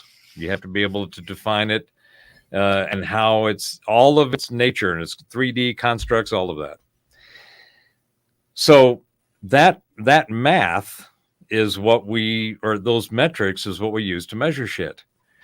And we have these constants, supposedly, the gravitational constant, the speed of light constant. There's I think the second law of thermodynamics, which is supposed to be a constant. Right. All of them are complete bullshit. All of them have zero evidence to support them. Every one of them is an assumption. Now, once you realize that, and these are, there's 10 real dogmas, and Sheldrake's Set Science Free is highly recommended. And he takes the 10 dogmas and he just goes down and shows how instead of assuming that they are law, turn them around and ask them as a question. So he went through and he did that, which is one of the most powerful things you can do to anything, is turn whatever it is you're looking at it into a question. And when you do that, none of them holds true. None of them have any. In fact, there is a whole bunch of other evidence that points to the exact opposite of what the assumption has been. And these are the dogmas, the fundamentals of science that are taught in all the schools and all the courses. So when you realize that the actual knowledge has been hijacked and it's been turned into something else, and the how to think has been removed and replaced with what to think, you have this siloed set of framework that people have been given to explore and navigate the reality they're in. If indeed we are not just not from here, but we've been engineered, then you would look for evidence. Where would you find anything that might suggest that? Well, we have 23 chromosomes in our humanoid construct, right? Every other primate has 24, has an even. Okay. So the part of the whole genetic model, and this ties back to the remote viewing thing, but the whole genetic thing that went, remember back in the 2000s, there was all this money being poured in the Human Genome Project and all this, and it was supposed to be able to turn around and spit out all these incredible things about you, knowing that once your genes are sequenced, well, it turned it out to be completely wrong. And the CEO of that company is credited for famously quipping, "I became a millionaire the hard way by starting at $1 billion." So the whole thing crashed because none of the anticipated results that investors poured billions into materialized because they couldn't figure out anything. There was nothing in any of the sequencing and testing that, for example, they'd want to look at things like, well, is a tall gene, can we find that marker, right? Because so we go follow the tall family. They could maybe get within 10% of calling it. So the results were shit. The thing fell apart. So they found alien sequence in the DNA, right? Like that's. Or well, they call it extraterrestrial or alien. Supposedly, it doesn't fit the mold. Supposedly. So what the model that I've heard that I subscribe to kind of makes sense to me, in my opinion, now, is that there appears a genetic modification of being to replace genes, remove them and replace them, it can't be done. We can only take out genes.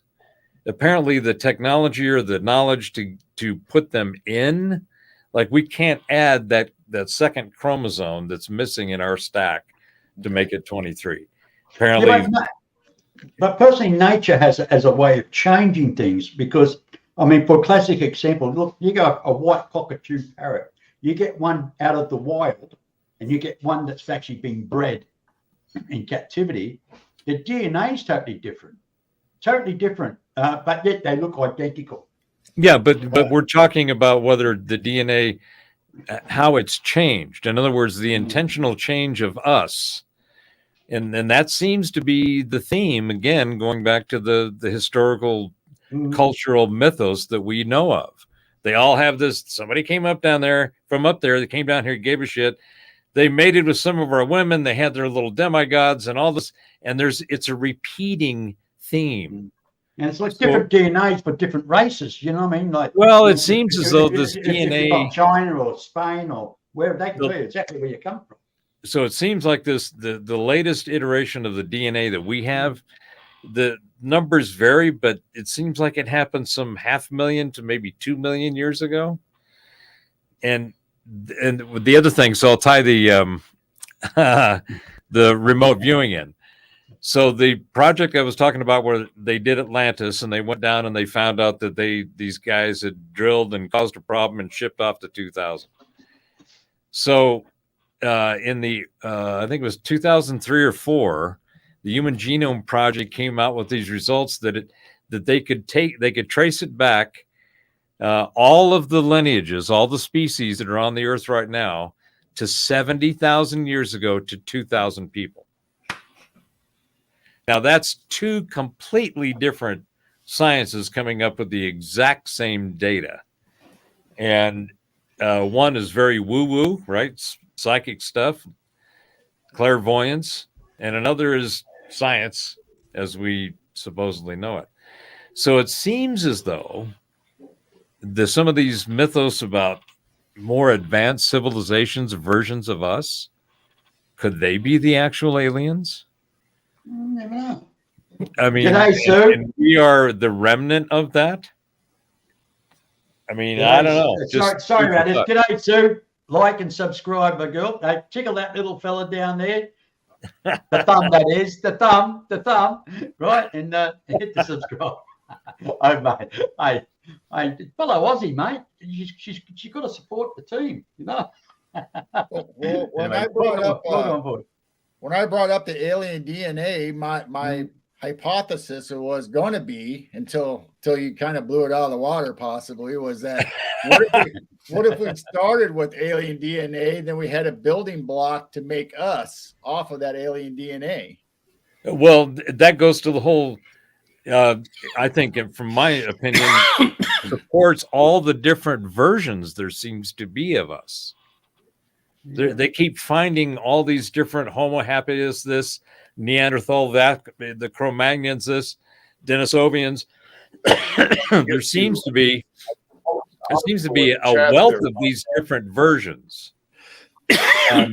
where they maybe could it be that they were different experiments, different versions of experiments before, and now, then getting back to the Anunnaki now. as time went forward, they needed to refine a version because these other ones were either getting out of hand or they weren't working well or whatever, right?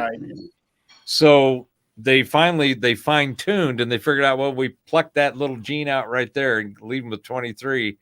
It'll remove some of this. It'll add some smarts, remove some stupid, but they won't be as hairy and whatever, right?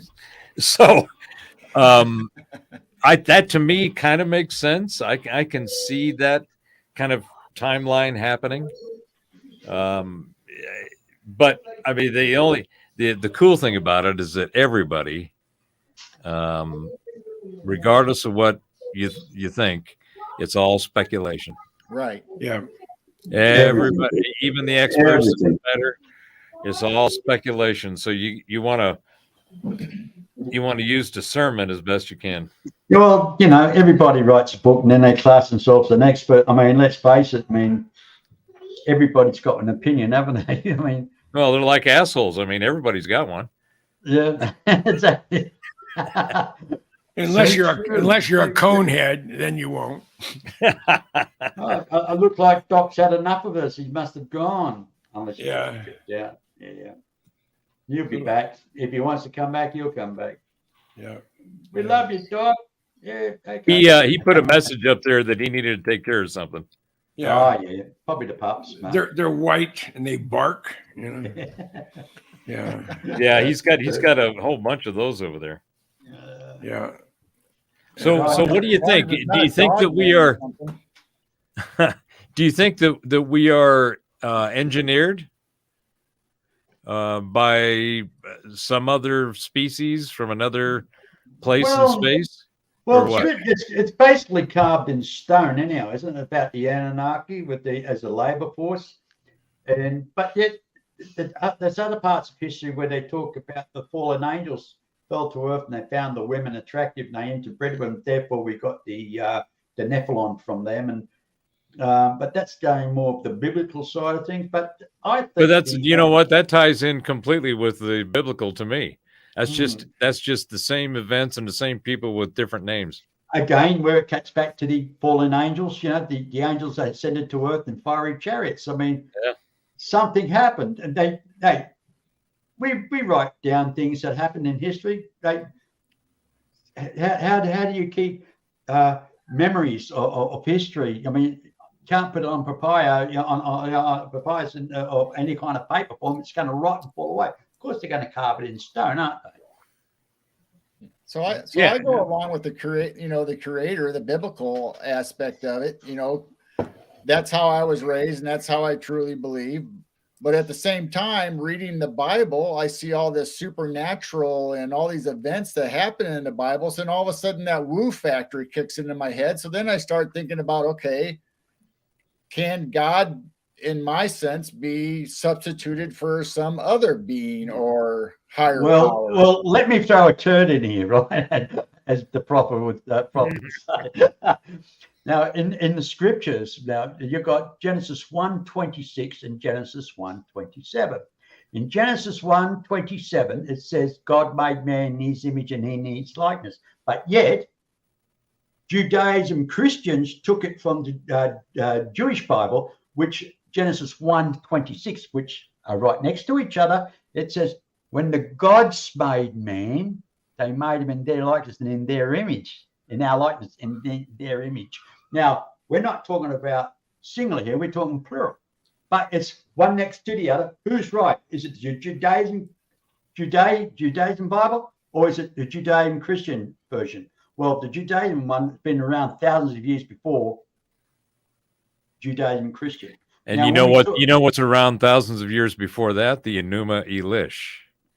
So if you take, I'll full disclosure, I had a music ministry in 1980 and 81, and I was in a Pentecostal Christian church, laying hands on the sick, speaking in tongues, and casting out devils, and doing all that stuff. You're actually doing Reiki, dude, mate. I'm sorry. Oh well, yeah, it was.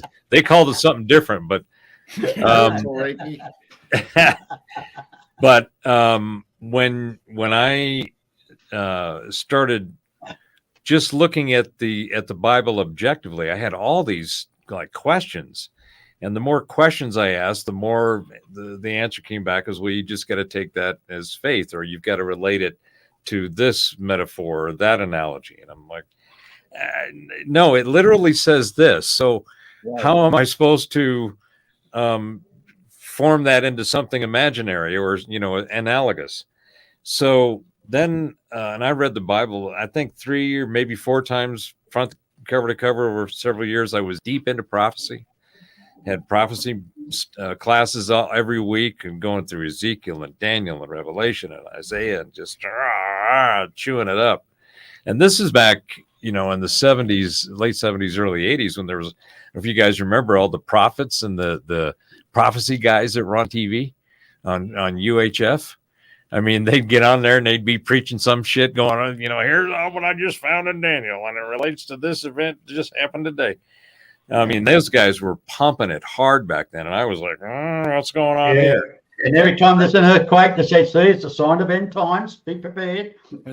So when I looked at the Bible, I said, okay, well, first of all, it seems like the Old Testament, there was this pissed off God who was just raining havoc everywhere on everyone. Anybody got in his way or did what he didn't want to do, he was smiting the shit out of them or sending his friends to go do it. And it was like, so wait a minute, isn't this supposed to be, but he loves you? He's going to kill you, but he loves you. And then the New Testament was a whole new twist on it when trying to connect it. And I looked at it and I said, there's a disconnect here as much as you're all trying to connect. Then when I found out there was verses or books like Enoch and Thomas, the Apocrypha, all this other, and then the Essenes and all the deep stuff that was going esoteric Christianity. And I'm going, okay, well, wait a minute. Why did you guys pick and choose? How did you decide this? I mean, reincarnation was originally in before Constantine took it out. It was interesting. As interesting part of the Christian system. Now, interesting thought. Now, the Trinity. Now, a lot of people think there are 3 gods in one: God the Father, God the Son, and God the Holy Ghost. Now, I believe in God, right? But what people don't understand, if you want to, where did the Trinity come from? It came from a man called Tertullian in the year 160 years after the death of Christ. He'd done his studies and he proclaimed that Jesus was a God. He did. Christians at the time did not look at it that way. They looked at him as a prophet, he was a teacher, he was a rabbi. Mm-hmm. Now, Constantine, when he started up the Catholic Church, he adopted the Trinity for his church. Now, the thing is, 90% of Christians that they didn't believe that Jesus was a God.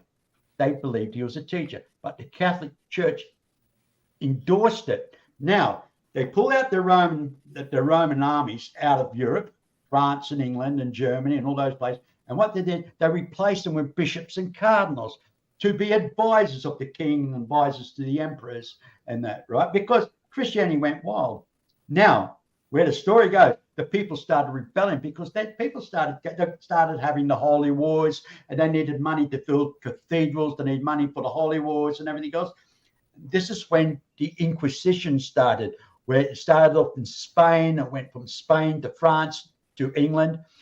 And the Catholic Church then turned around and said, you go against the church, you go against God. And if you go against God, you're going to burn. And they burnt people to the stake. And they had the peasants looking on saying, this is what's going to happen to you if you go against God. And if you go against the church, you're going against God. And they put the fear of God into the peasants, saying you're going to go to hell. Now, hell never existed before that. Apparently, I think under the Judaism belief was that if you don't believe in God, God will wipe you. You will not exist anymore. No such thing as fire and eternal damnation. It's just so.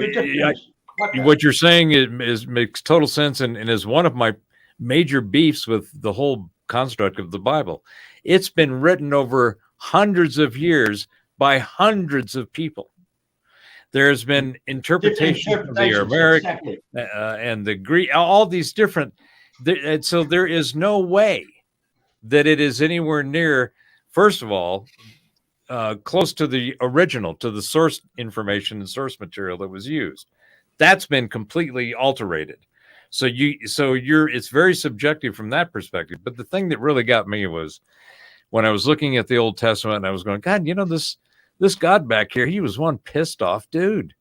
I mean, he was just, people were making him frustrated and angry, and he was slaying them and, sending plagues on them and shit. And it's like, apparently this creation that he made had some flaws in it, and he was having a hard time dealing with the feedback. So then I found the Sumerian tablets in the Enuma Elish, which is 1,500 years older than the Old Testament. So it not only Sumerian. I'm sorry, Sumerian. Yeah, right. The Enuma Elish is what it's called. It translates into the 7 tablets of creation from Iraq. Say simply. Yeah, from the Euphrates area, Mesopotamia. Yeah. So that the first tablet is literally Genesis with a shitload more detail. It's like Genesis in the Torah, which makes up the first 5 of the Old Testament, the Jewish Torah, is a summary of what the Sumerians wrote 1,500 years earlier. And there's a whole different cast of characters, different names, right? But they went through the whole creation thing. How it wasn't this picking up dust, blowing air into the nostril thing, and poof, there you go. And then, oh, by the way, you need some help. Somebody rip a rib out of you and make it. It's like, what? I mean, you sit there and you go, well, I can see the metaphorical theme that you're trying to get across to convey control, because you have an understanding of purpose, why you're here and where you're going and where you came from, all that shit. Because that's all religions have. You guys brought up the biblical Trinity, but I know that, being following Christianity all my life, but it comes to my mind also, the more that I'm getting in touch with nature and frequencies and all this stuff, that we are also a holy Trinity. We have our mind, body, and soul. We got the physical, the mental, and the frequencies, Yes. So we got that to protect. So we're a holy Trinity ourselves. Well, so I'll go ahead and throw my another nugget on that one. Remember back in the 80s and 90s, basically the 90s, when this whole New Age movement got kicked off, and everybody was going around, well, you got to find the one, you got to get in, reach and attain communion with the one, and you got to go find that. So everybody was looking for gurus and teachers. It was just gas, right? All that, yeah, it's just gas. So the thing the thing that for Smoke me Nazi. is that thing was completely, it was pointed the wrong direction. The one is you. The one is here. You don't have to go find it. You already are it. Right. And the realization, the self-realization of that liberates you from all the other bullshit that somebody wants to tell you their view of reality. Well, Because it doesn't matter if it's philosophy or theology or some scientific model or method or anything. It's all speculation. It's all somebody else's view and then the metrics that they put on it to define it. That's it. So Because everything else, I've seen more wacky shit and heard more wacky shit and thought about more wacky shit now than I have ever thought about wacky shit. I've been thinking about wacky shit since And I was smoke some too. a little whacker. Well, the crazy thing, Prop, look, Prop, going back to the old days, you know, like where they went out in their wooden boats and discovering new worlds. Now they sent all the priests and monks and out there to spread the gospel, but put that aside. But it's like when Captain Cook discovered Hawaii. The natives in Hawaii believed in a spiritual power, far greater themselves. Call it spirit of the volcano, spirit of the river, the spirit of the fish. It's the same with the American Indians. They believe in a power far greater than themselves. It doesn't have to do anything to do with religion. There's something in everybody which attracts us to the supernatural, something far greater than ourselves. You know, and it doesn't have to be Christianity. It's in us. It's literally in us. I mean, you can go to the most smallest island of Fiji before they ever seen a white man. They have their own beliefs. So here's an observation. You know how all these conspiracy theories, I saw a picture, you know, Tony Stark, right, in an Iron Man, and he's always out there on the stage at Stark Industries. Great shots. Yeah. Well, there's a shot of Stark standing there with this light shining behind him, and it says, "Me when I go to a family event after my conspiracy theories have come true." Yes. Standing there on stage going, "I told you," right? So I think that just like the conspiracy theories are all getting this, they're all getting an upgrade. They're all getting a lot of props, and there's more and more people going, "I thought that was conspiracy. It's real now. Are you kidding me? Martha, look at this," you know, and there's all that kind of shit going on. But I think the same thing is going to happen with the what's considered alternative philosophy or medicines and health and wellness and all of that. I've been practicing shiatsu practitioner since the early 80s, that's Japanese acupressure. It's used the same thing for China for the acupuncture the Chinese use, but we use pressure. So when I first discovered that realm and that perspective of health and the biology of the body and the way that it functions, I went, wait a minute, this shit that these guys are doing over here with this Bayer aspirin stuff and, you know, some NyQuil, the Vicks Vapor Rub, I swear by. Vicks Vapo, telling you what, you got any kind of ailment, put some of that on the end of your nose and you'll be fine in no time. But I got to the point where I realized that none of this stuff from officialdom was making any sense. And I had to say, I got to start questioning more of this because the more I look at it, the more it's got a lot of questions.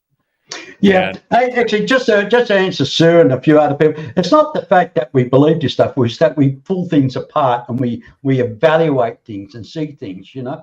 We're not out to criticize anybody's beliefs or spiritual beliefs. That's a personal journey everybody takes. You know, what I say and my opinion or his opinion doesn't matter. And this is not a religious program, by the way. We cover every subject from aliens, UFOs, the black hole, his hole, my hole.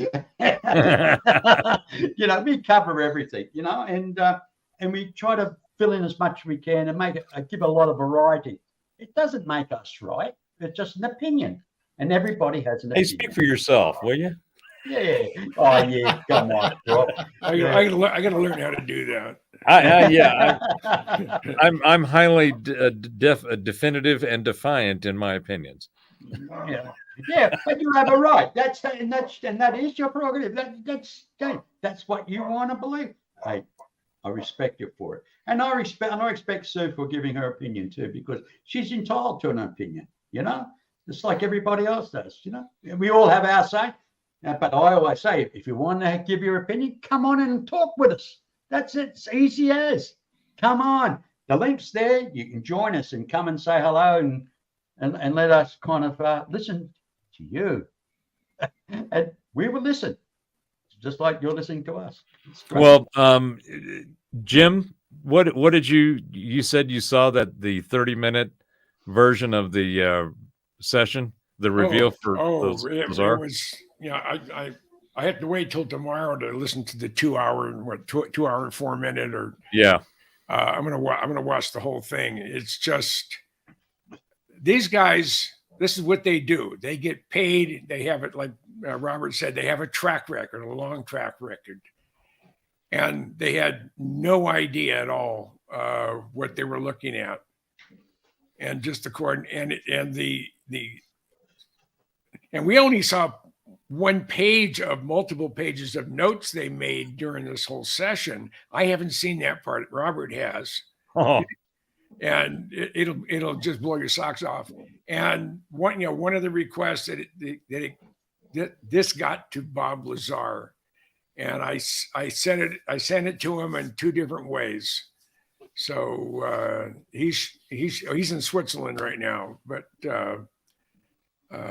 he should be getting it, and I think it'll please him. Has he gone to the bank? Has he gone to the bank? Yeah. Well, no, he's working. He's working on. Didn't get it. Bob is working on something right now. Right.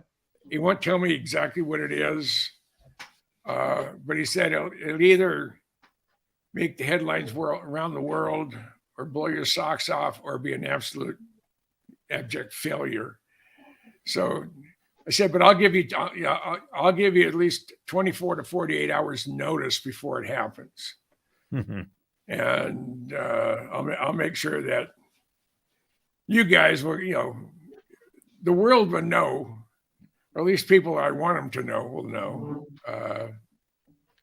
So I'm not sure what it is, but well, add me to the memo, please. Anybody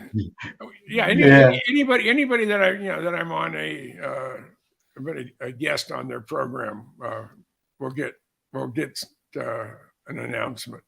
Actually, strange, I mean, Bob Lazar, he actually kept a low profile for many, many years. He hid from the public for 25 years. Yeah. And I respect that. I mean, because he didn't have to prove anything. That man didn't have to prove anything. And he said, some people said, well, they used to go talk to Lazar since he was the first whistleblower. And and Bob said, fuck him. I don't think he said quite like that, because he's a real gentle guy. He's his mind is going 1,000 miles an hour. Well, do us a favor, Jim. After everything's died down and he's not so busy anymore, bring him on the show as your guest. Well, I asked him to be would he come on with a program with me, and he said not right now. So he didn't say no. He didn't say no. And I'm gonna outlive him. I'm gonna live to be 105. I just know that. I'm pretty sure you will. If I die tomorrow, you can say, "Oh, that good old's full of shit." But,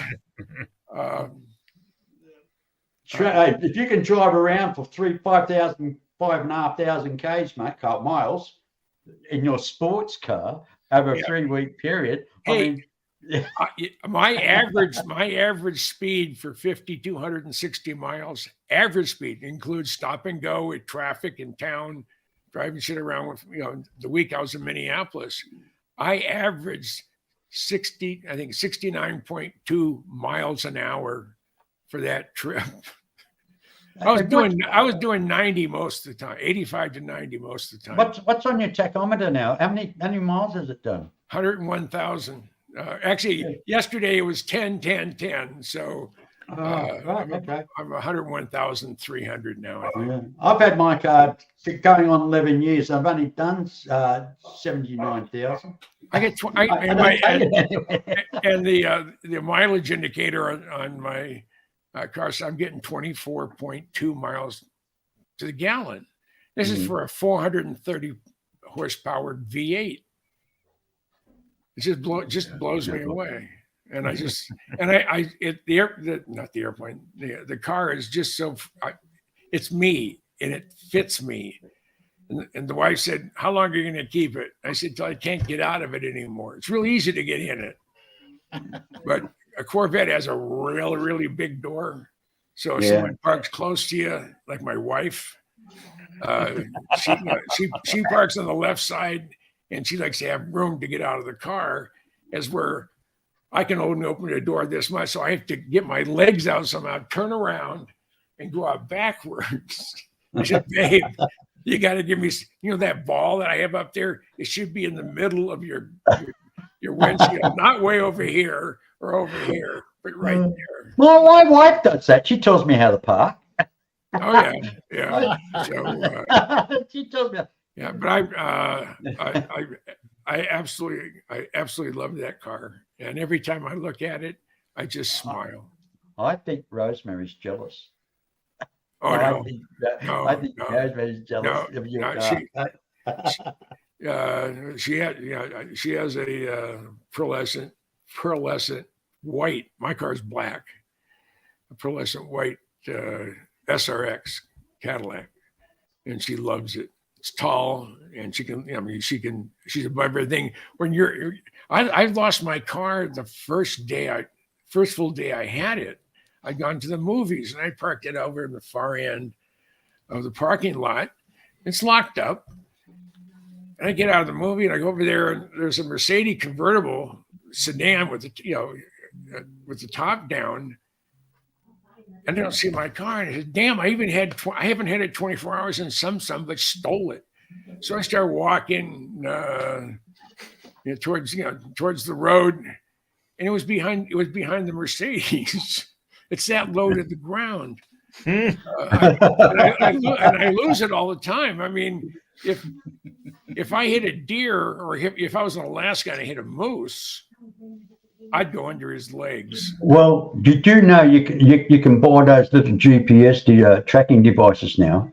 Cheapest chips. You put it in your car, and if you can't find your car, you just look on your cell phone. It'll take you straight to your car. Ooh. You don't have to look for it anymore.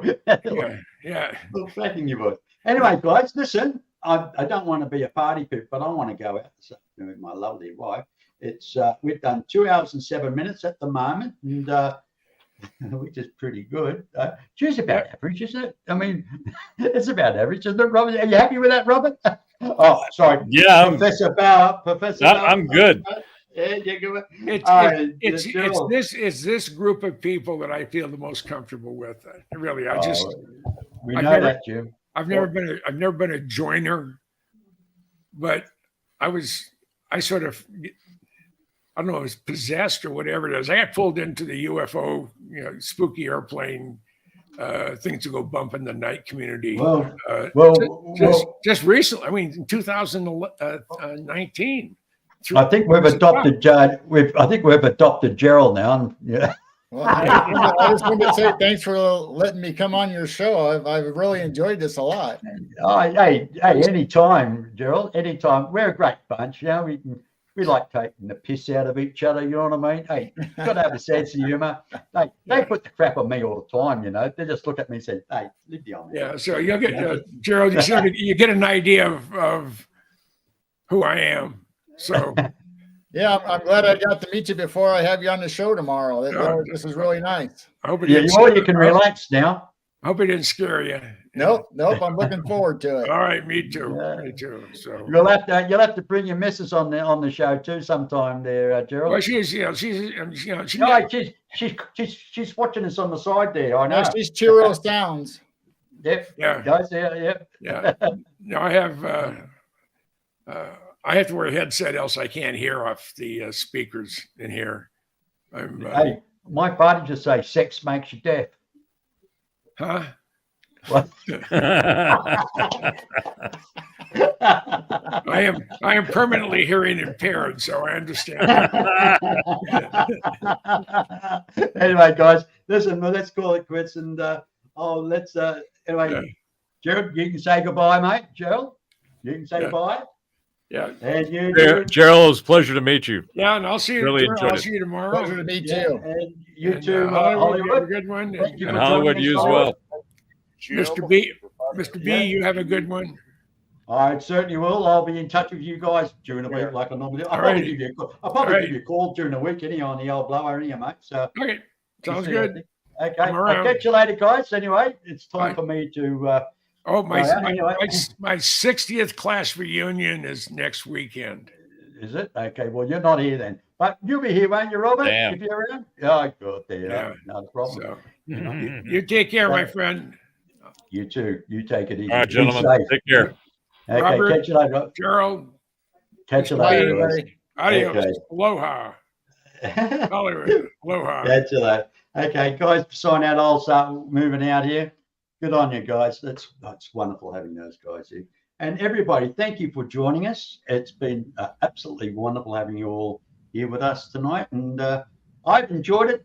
I think everybody here on the show's enjoyed it. And I hope you guys out there enjoyed it as well. Remember, like, subscribe. As I said, tickle that little fella down there. I'm talking about the thumb.